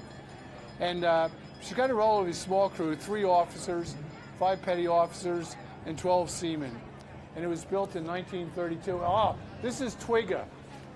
This is a very famous yacht. Yeah, and they're waving to us. Well, you wave back, wave for me. Twiga was a Fife-built boat built in Scotland circa 1912. She's from Monaco these days. And kind of cool that they got all the crews sitting down there, all wearing matching hats. 1909, okay. Twiga was built in 1909. She's often in Monaco. She enjoys racing in Saint-Tropez. You'll see her there. And there was a lot of correspondence to get Twiga here in the United States to be part of this parade. Wow. And what's that little... What's the small ship in the back? They all look like they're in their navy whites. Can you see that one? It's crossing in front of the tugboat. Well, it's a gab-rig sloop. We got a lot of people on it. I like the fact that they're all wearing white. And is that an Irish flag I saw on the back of it? All right. I couldn't tell. Let's see what we'll get. And then we have the German ship coming.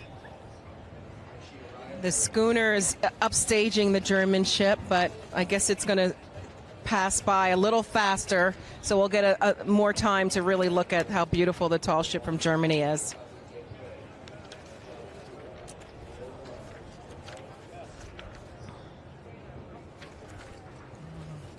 It's not surprising. Can you see it yet, Gary?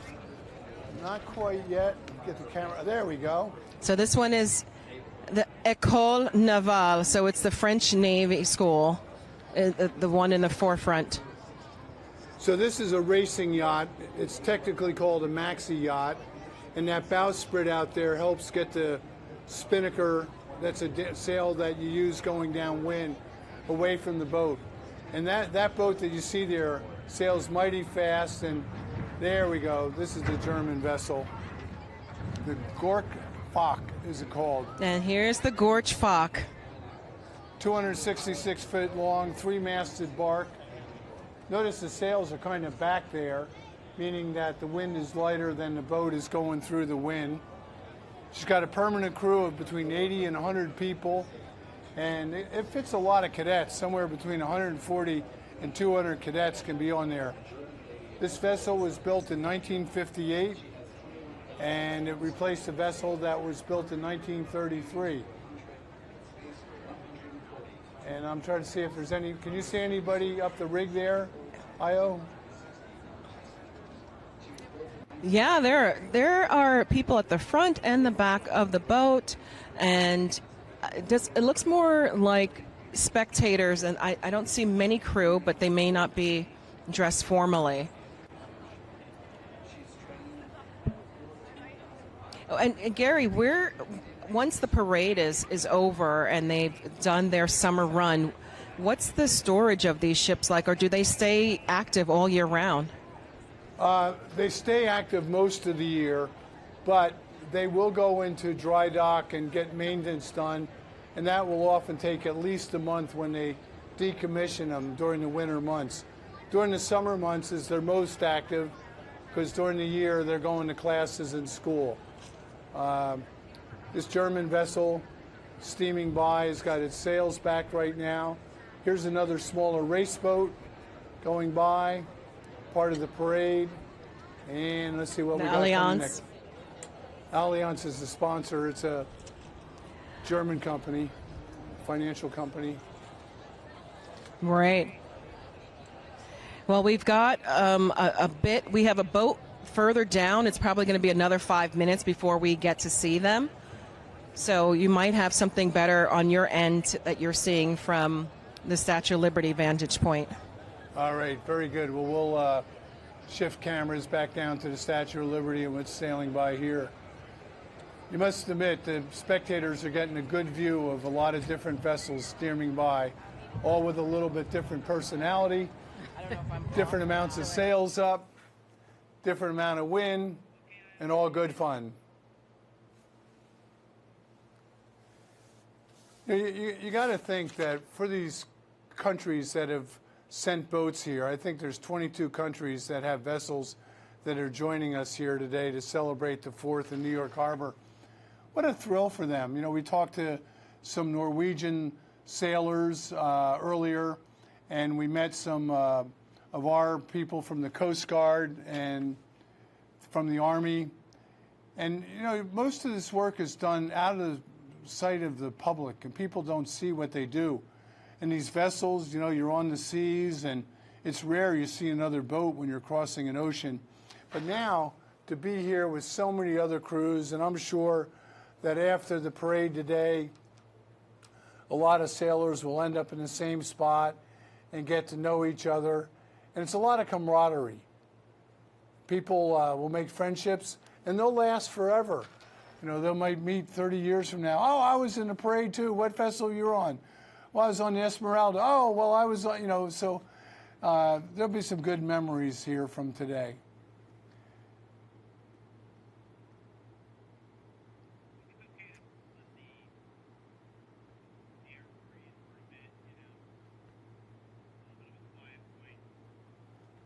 So I'm going to take a little breath here for a moment, and we'll take a look at our aerial shot. And as you see these tall ships today, just imagine yourself being on board when they're out at sea and all the sails are flying. Just imagine what it would be like, and you can kind of get that vision today. I'll be back in a few moments.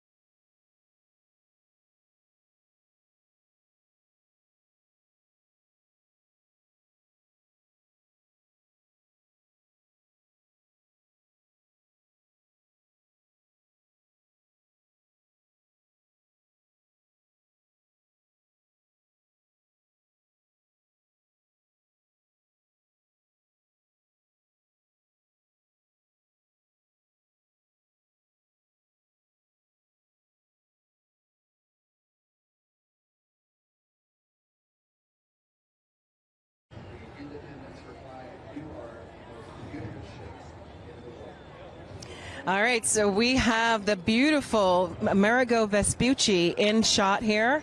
It's crossing at the most amazing timing. So as you can see, the hull is painted black and white. It is considered the most beautiful ship in the world, and it is sailing with the Italian flag up, and you can see the sails. And if you look, you can see all along the top, all the way to the top of the mast, sailors at every level. They're not waving right now, but they're on station, and it's just an incredible parade of a sailor ship to be able to stand that high for that long, because I'm sure they're going to be there like that through the whole run of the Hudson River.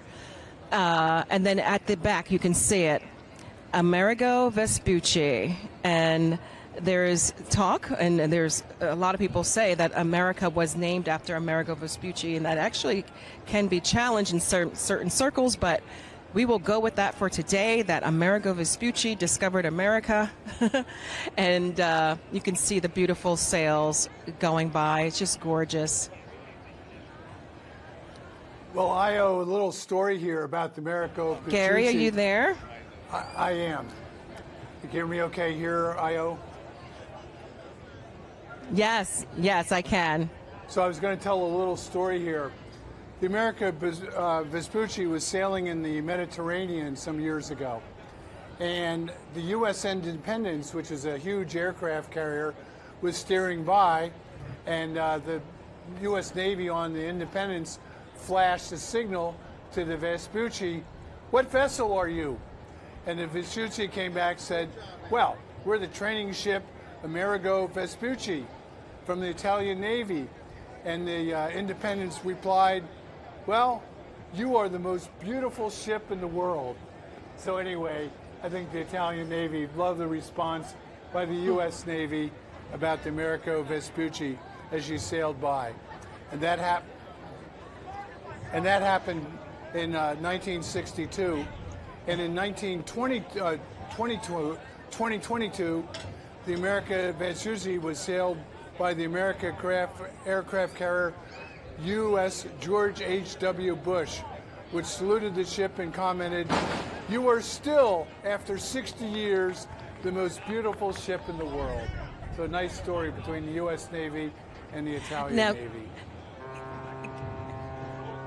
Gary, is this one of the 5 sister ships?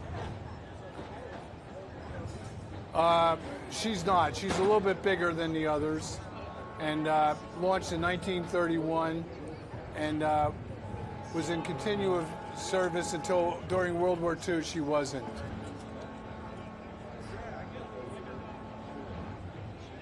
Well, it's a stunning ship, and I can imagine that that's a little schooner that's going by. Yeah, that's the Adirondack. That was built up the Hudson River in upstate New York, and its specific purpose is to take people for rides.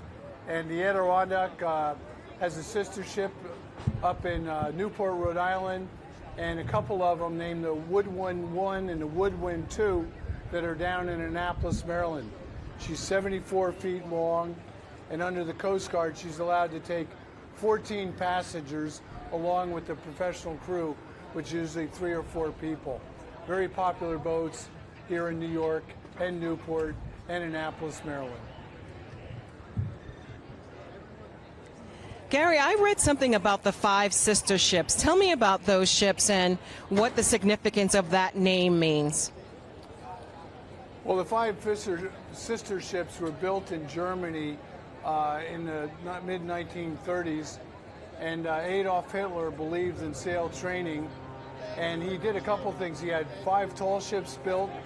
He also had 40 small boats that were 40 feet long, 40s, as they said, and they took them out for sail training. And there was a lot of activity with sailboats at that time because they hosted the Olympic Games in 1936, and those games took place in Kiel, Germany. So there was a lot of activity. Of course, then the war ended in 1945, and those vessels ended up going to different places in the world, including our U.S. Coast Guard Eagle that we have right now. And so it was a German vessel, and we've used it in good stead all these years. I mean, 80 years later, it's still in good position. So that's the story of the 5 sister ships. Have you ever been on any of them? I have. Sorry to cough in your ear. I have. I've sailed on the Eagle. I've been on the Vespucci, which is a little bit bigger, but they're great. The Eagle is so well organized. You know, the cadets, everybody knows their job. They go and set sails, and it takes a while. You know, it goes on for more than an hour getting all those sails up. And there's also a lot of lines, halyards, sheets to trim these sails.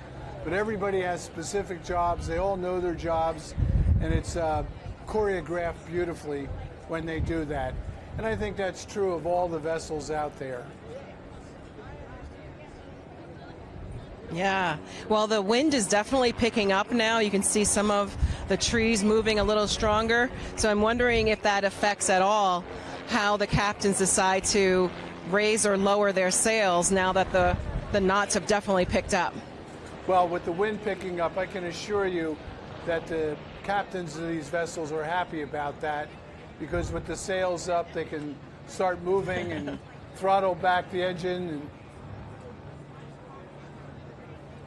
all right, we have a new vessel coming from the Statue of Liberty here, Ayo. It's from Uruguay, and I think they had a good run in the soccer. Let's see, we're going to see it here just in a minute, coming up to the statue.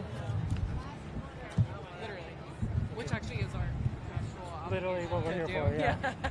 We're not just trying to make the best coverage. All right, the Miranda.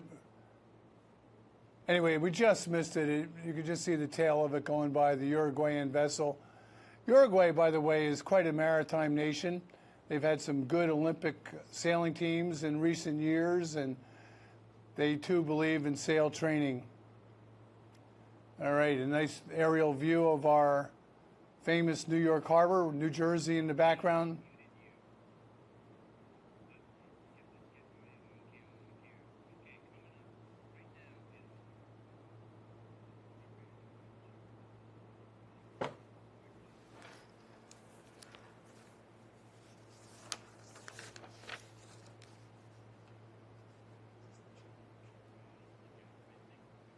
Is it the India ship?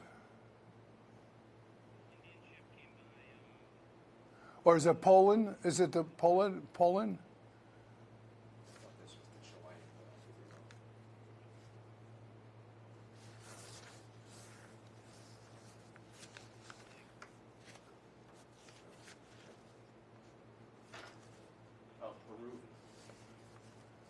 Isn't that the Polish flag?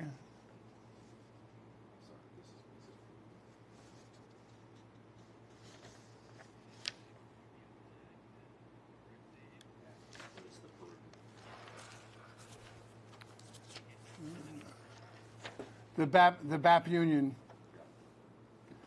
All right, we're taking a look at the flag of Peru. This is the BAP Union out there, a 378-foot, four-masted, keep that in mind, steel-hulled training vessel.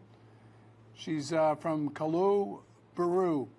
And this is the largest sailing vessel in all of Latin America. And she has an astounding 36,000 square feet of sail area, and sails with a crew of 250. That includes officers, the naval cadets, and the crew. And this vessel is new. It was only commissioned in 2016, just 10 years ago. And she serves as the Goodwill Ambassador for the Peruvian Navy. And of course, she promotes the country of Peru in her voyages around the world. And if you can see on the right, she's got a figurehead that's made out of bronze, featuring several symbols of the Inca culture, which there. And we've got crew up the mast there, long way up. And yes, they do have safety harnesses up there. And I love their red sails. And they like showing off their red sails with the Peruvian sponsor there. All the cadets in white. You know, I'm going to make a side comment here.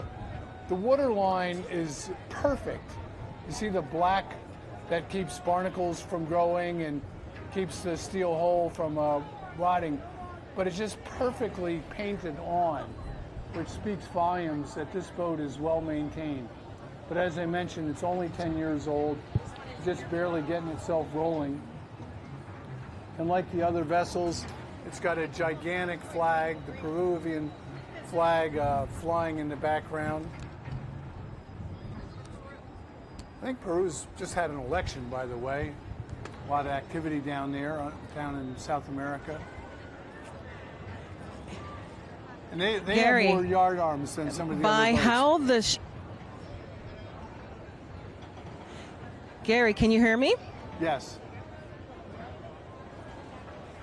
Go ahead. So I love how the flag is just flying in the background there. Can you, because of your knowledge of sailing, can you tell how fast the wind is moving based on how a flag is flying or waving in the back of the ship? I can. I've been reading the wind my entire life, and right now the wind is blowing about 12 miles per hour, 12 nautical miles per hour, and it's forecasted to build up through the day with gusts of wind of up to 20 knots. To get a big flag like that to fly at all takes some wind, and you can see that it's fluttering there. I mean, that's a lot of sail area. And that thing, if you brought it down, it'd be heavy. That big flag probably weighs, I'm guessing, about at least 200 pounds to fold up. So it'd take probably 3 people to carry it around. And in the background, I didn't notice until just now. Yeah, I wanted to mention that. I was going to say, I just did. Go ahead. Go ahead.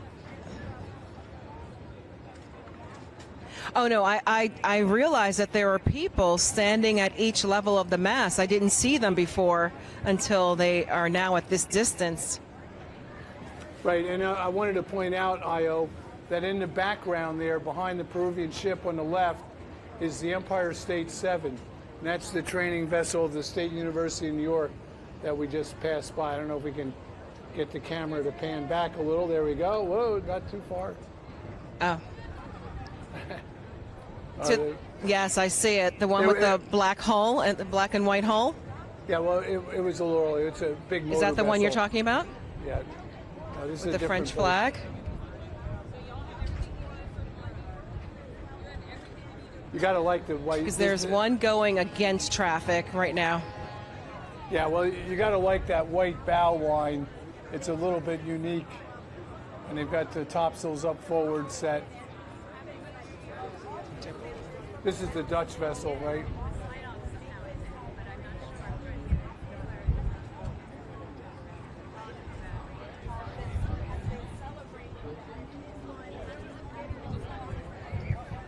We have a tugboat pulling out, the Roderick McAllister. And I guess some of the tugboats are crucial also to these parades of ships, right? Some ships will need a little extra help, or not generally. What do you think? Oh, no, they enjoy all the help they can get. These bigger vessels pulling into port is a big project, and so having a tugboat get you into port is good. It's a lot easier if you just anchor out like over in Galveston or in Sandy Hook Bay the other day. They just throw the anchor out in designated places. All right, what do we have here in the background? And now we have a smaller schooner. Yeah, so this is Tabor Boy. Tabor Boy is a training vessel for the Tabor Academy that's up in Marion, Massachusetts.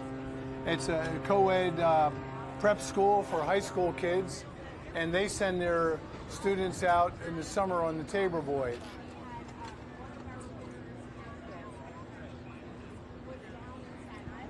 Is that? And then we've shifted gears here to another vessel. Yeah, here's. The interesting thing about the Tabor Boy was she had a sister ship named Yankee, and Yankee was owned by a couple named Irving and Electa Johnson, and they would take kids, young people, 16 to 24 years old, on trips around the world.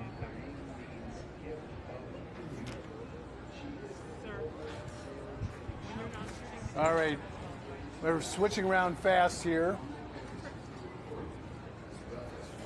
I think we're coming up to a Polish ship. Is that the Polish ship right here? With the flag, it says 1926 to... Yeah, the Polish ship Dar Molodeci, I'm probably not pronouncing it exactly right. A lot of letters in their word, but it's a 354-foot, three-masted, full-rig ship. The Gdynia, famous seaport, maritime university, operates this vessel. There it is, Gdynia on. You can see on the bow and the sail there. She's got 32,000 square feet of sail area. That's a lot. This vessel was built 44 years ago in 1982, and she's a training ship for Polish sailors. She did a circumnavigation twice, 1987 and 88, and again in 2018 and 2019. And she did that trip to commemorate Poland's 100th anniversary of independence. So anyway, a good look at the Dar Molodeci. So Gary, I've heard you talk about some of these ships and these vessels being cultural embassies. What exactly does that mean? Well, the idea is to spread goodwill around the world, and you do that by showing up at ports, inviting dignitaries and naval midshipmen from around the world aboard the vessel. And then when they come to port, like they will for the next couple of days here in New York and New Jersey, invite visitors aboard to see the vessel, and people love it. Families get aboard the boats and imagine being out at sea and being on these boats. And I mean, you can go to South Street Seaport. There's a vessel down there that's on permanent display. People love seeing tall ships and reading about the romance of the sea. The Mutiny on the Bounty or the Jack London novels all come to mind. They're great stuff. Or Moby Dick, probably the best of all in literature. And the Robert Aubrey, the more recent stories that we've heard about, it all dates back to the tall ships. So when these ships arrive, they're goodwill ambassadors for that country. Now that makes complete sense, because I can see how every one of these ships, in their beauty and their stature, would have people seeking out experiences upon their ships. And it's a nice way for the crew to talk about what it is that they do, to share their experiences. And I'm sure for the crew, it's just as amazing, because they get to see the world and to experience what they use every single day. But in the eyes of us, the everyday person, it's something extraordinary. And so to hear those stories, I'm sure it warms their hearts too. I'm sure many of these sailors and cadets on these vessels have never been to New York before. So what a thrill to sail into New York Harbor, pass the Statue of Liberty, and get some time off over the next few days before they move on to Boston. Yeah, I can imagine. Well, I know that it's been... So the next boat that we're seeing coming up... When and If. Yeah, it's called When and If. And this has an interesting story. The owner of this boat that had it built was General George S. Patton. And General Patton named the boat When and If. And the idea is, when and if the war ever ends, I'm going to spend time on my boat. And When and If has been well maintained for a lot of years. And see if we can find it here. Get our camera to find When and If. It's a great story. Of course, Patton didn't live much longer, which was kind of a sad. There's a good shot of When and If. Got her sails set. She's a schooner sailing up the river. George Patton is up in the heavens looking down and quite proud of his vessel that was built in 1939. And what a colorful name. When and if the war ever ends, I'm going to go sailing. Which but I thought it was good for a general from the Army.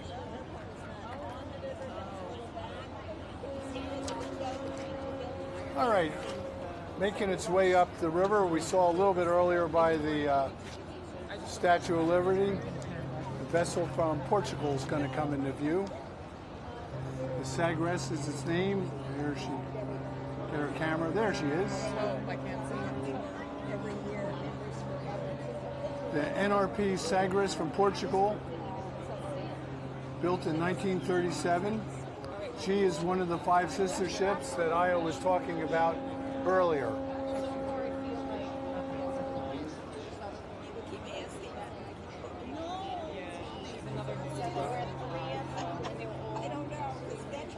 This fellow has got an interesting history. It was after the war, she got sold to Brazil and then acquired by Portugal in 1961, and the Portuguese have had it ever since. And she was renamed the Sagres and became the primary naval training ship ambassador for the Portuguese Navy. And the cool thing is the distinctive square sails feature Christ's cross on the fore and main mast. And you can see the red cross on all the sails there. Is your grandpa like, hi, how are you? And this vessel, believe it or not, has made 3 circumnavigations all around the world. And keeping in mind that it was built in 1937, Franklin Delano Roosevelt was just inaugurated to his 2nd term. The novel Mice and Men was published.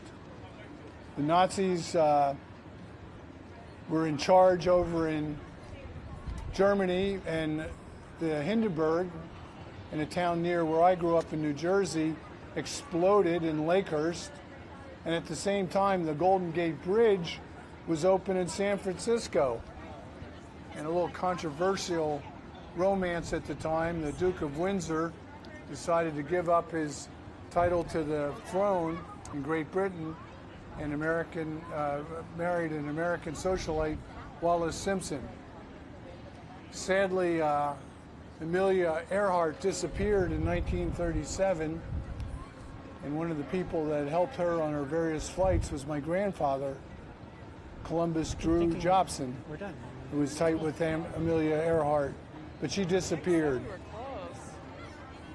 And an American vessel was sunk by the Japanese that year, which was a little harbinger that we would be having a war with Japan 4 years later in 1941 when they attacked Pearl Harbor. So all that was going on when this German vessel was launched in 1937.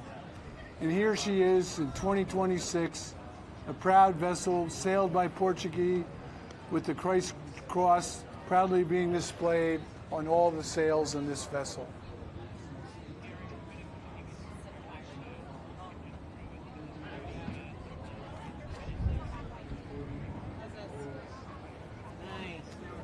All right, we got ships big and small here, and we'll take a look at the harbor and be back in a minute.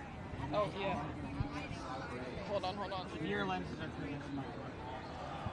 They're staying on your oops.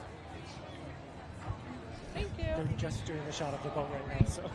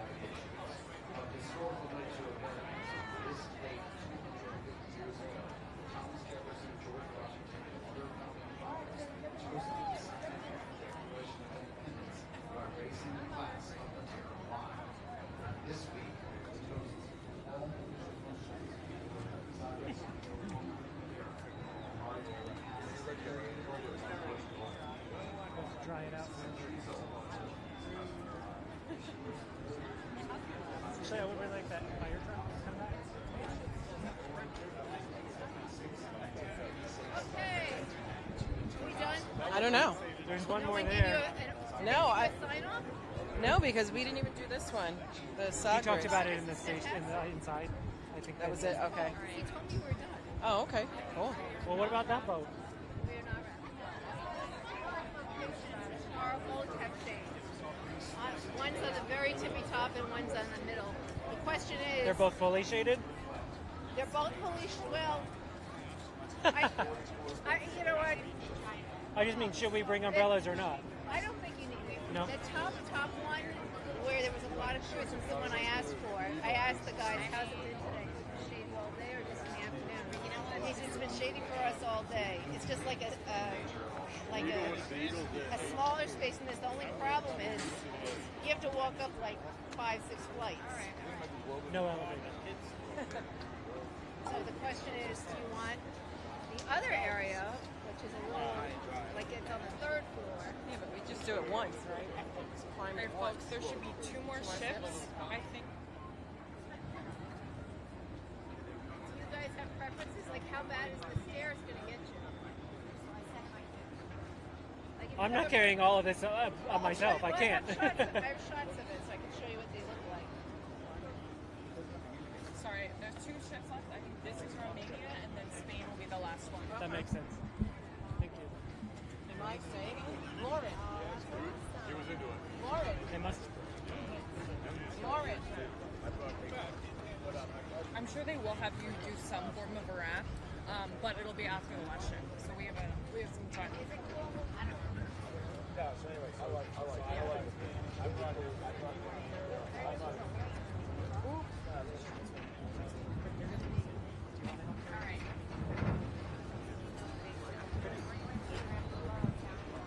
Lauren, are you on? I can hold it if you want. Oh. So heavy.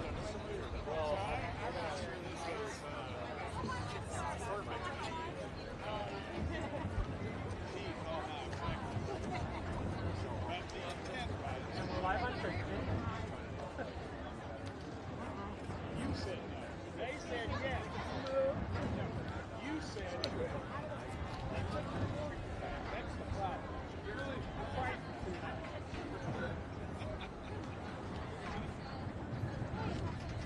In terms of all this gear,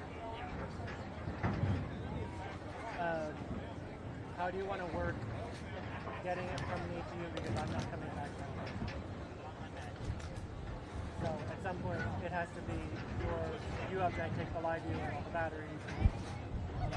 Yeah, I'll drive tomorrow and bring my cart, and at the end of the day, I'll just shoot on my cart, I guess. Right? And you'll just take my case and then we'll get it back. It's my case and it's my case and also one of my mics, which is fine for turn. Welcome back. I'm Gary Jobson here watching the Tall Ships Parade in New York Harbor. It's been quite a day with one vessel after another going by. A lot of history, a lot of goodwill with countries from around the world. Our next vessel here is an NMS Marcia. This boat is from Romania, built in 1938. It has 140 cadets and a crew of officers and a working crew of about 60 to 80 people in addition to the cadets.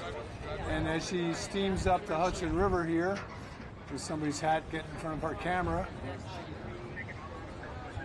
she's got about a third of her sails set, looking majestic, all white. The crew all in uniform, looking good, proudly flying the Romanian flag on the aft part of the vessel. You know, I think I want to be the supplier of the flags for these vessels. Okay. They're all big, a lot of cloth, a lot of different colors. They've all got to be perfect, and they all got to make their vessels.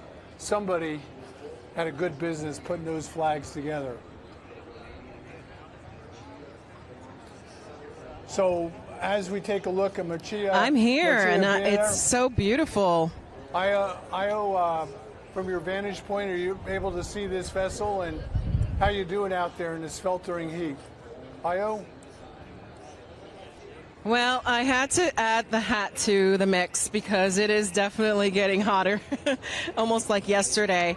And so the brim of the hat, hopefully you can still see my face, but it gives me a little bit of reprieve from the sun.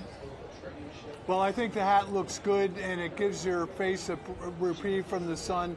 It looks incredibly stylish compared to the boat behind you, which also looks stylish. Yes, isn't this? This is the Mucia from Romania. It's so gorgeous. Look at this. I think we're almost. Oh, did you hear them cheer? Oh, look at that.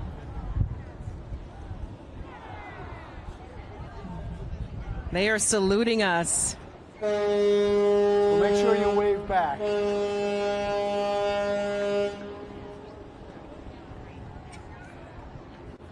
And you can't hear it from the pier here, but everybody on the pier is cheering back.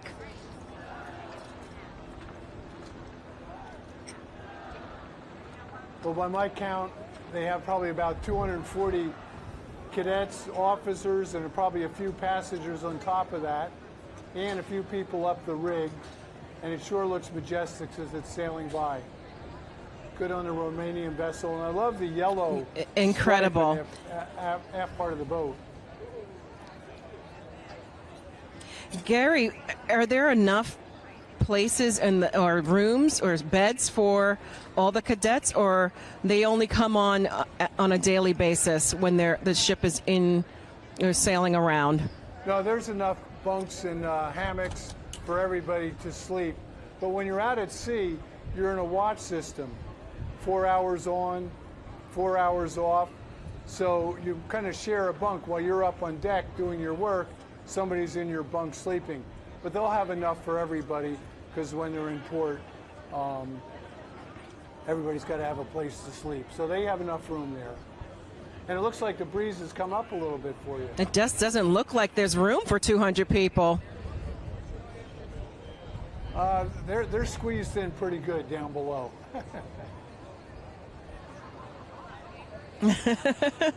It's all regimented, right? There has to be a system in place in order for all of this to work at any level, I'm sure. All right, well, it's been quite a day here. We'll see what other vessel is coming along over your shoulders. I must say, Ayo, that was quite an air show that we had earlier this morning with just waves of aircraft flying over, all different types. Of course, the fighter jets always get my heart rolling because they're all, that one that with the red, white, and blue exhaust coming off them, there's 7 of them, all out in the shape of a wing. Was very impressive. And that's the first air show I've ever seen, actually, and it was very impressive. As you said, they had the planes with the red, white, and blue exhaust several times throughout the parade. And I saw one, I think it was a B-52, someone was saying. I might get my numbers wrong. But it almost looked like an alien craft. I've never seen a air vessel like that before. It was futuristic.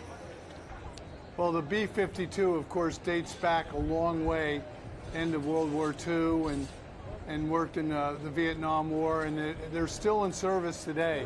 Very robust planes, able to have a big payload, lots of bombs, and there's officers whose fathers and grandfathers flew the same planes. It's quite a thing, that B-52. So that was cool. Amazing. That you got to see one of them. Well, then this was something else because it had a large wingspan. It was very sleek, very slender, and again, it looked like a UFO almost. Well, did a B-2 go by with just look like wings, and no plane, just kind of? Yeah, it was it was with two other ships. Or air vessels, it definitely was not by itself. It was in the middle. It's impressive. That would have been a B-2 bomber, and that's a more modern. It's made out of carbon fiber, and the idea there is it's able to evade radar. And when we invaded Iran and bombed their nuclear facilities a year ago, those were the planes that were sent to do that. They had to refuel, leaving the U.S., and refuel coming back, but they were able to attain the goal of their mission.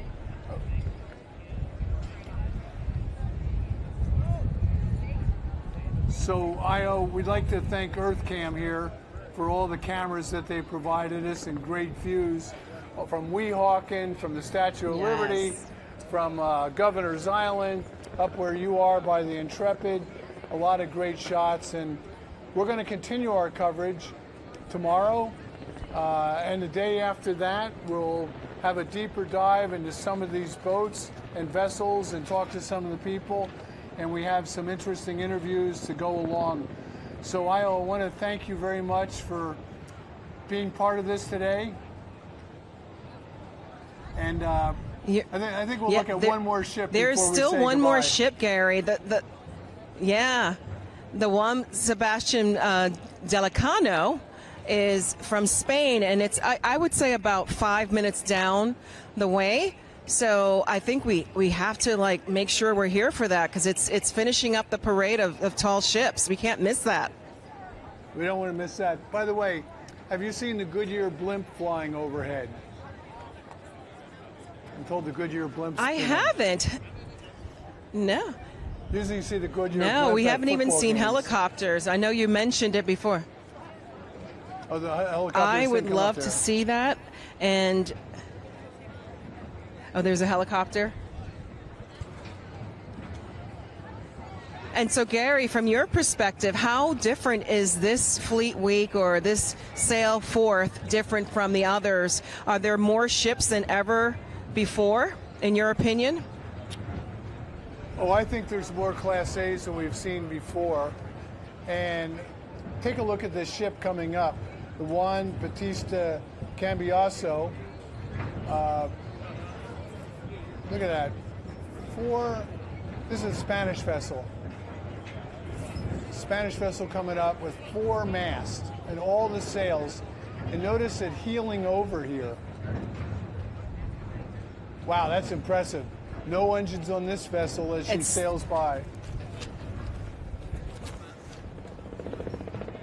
And the flag of Spain flying beautifully, contrasting the white sails. It's gorgeous.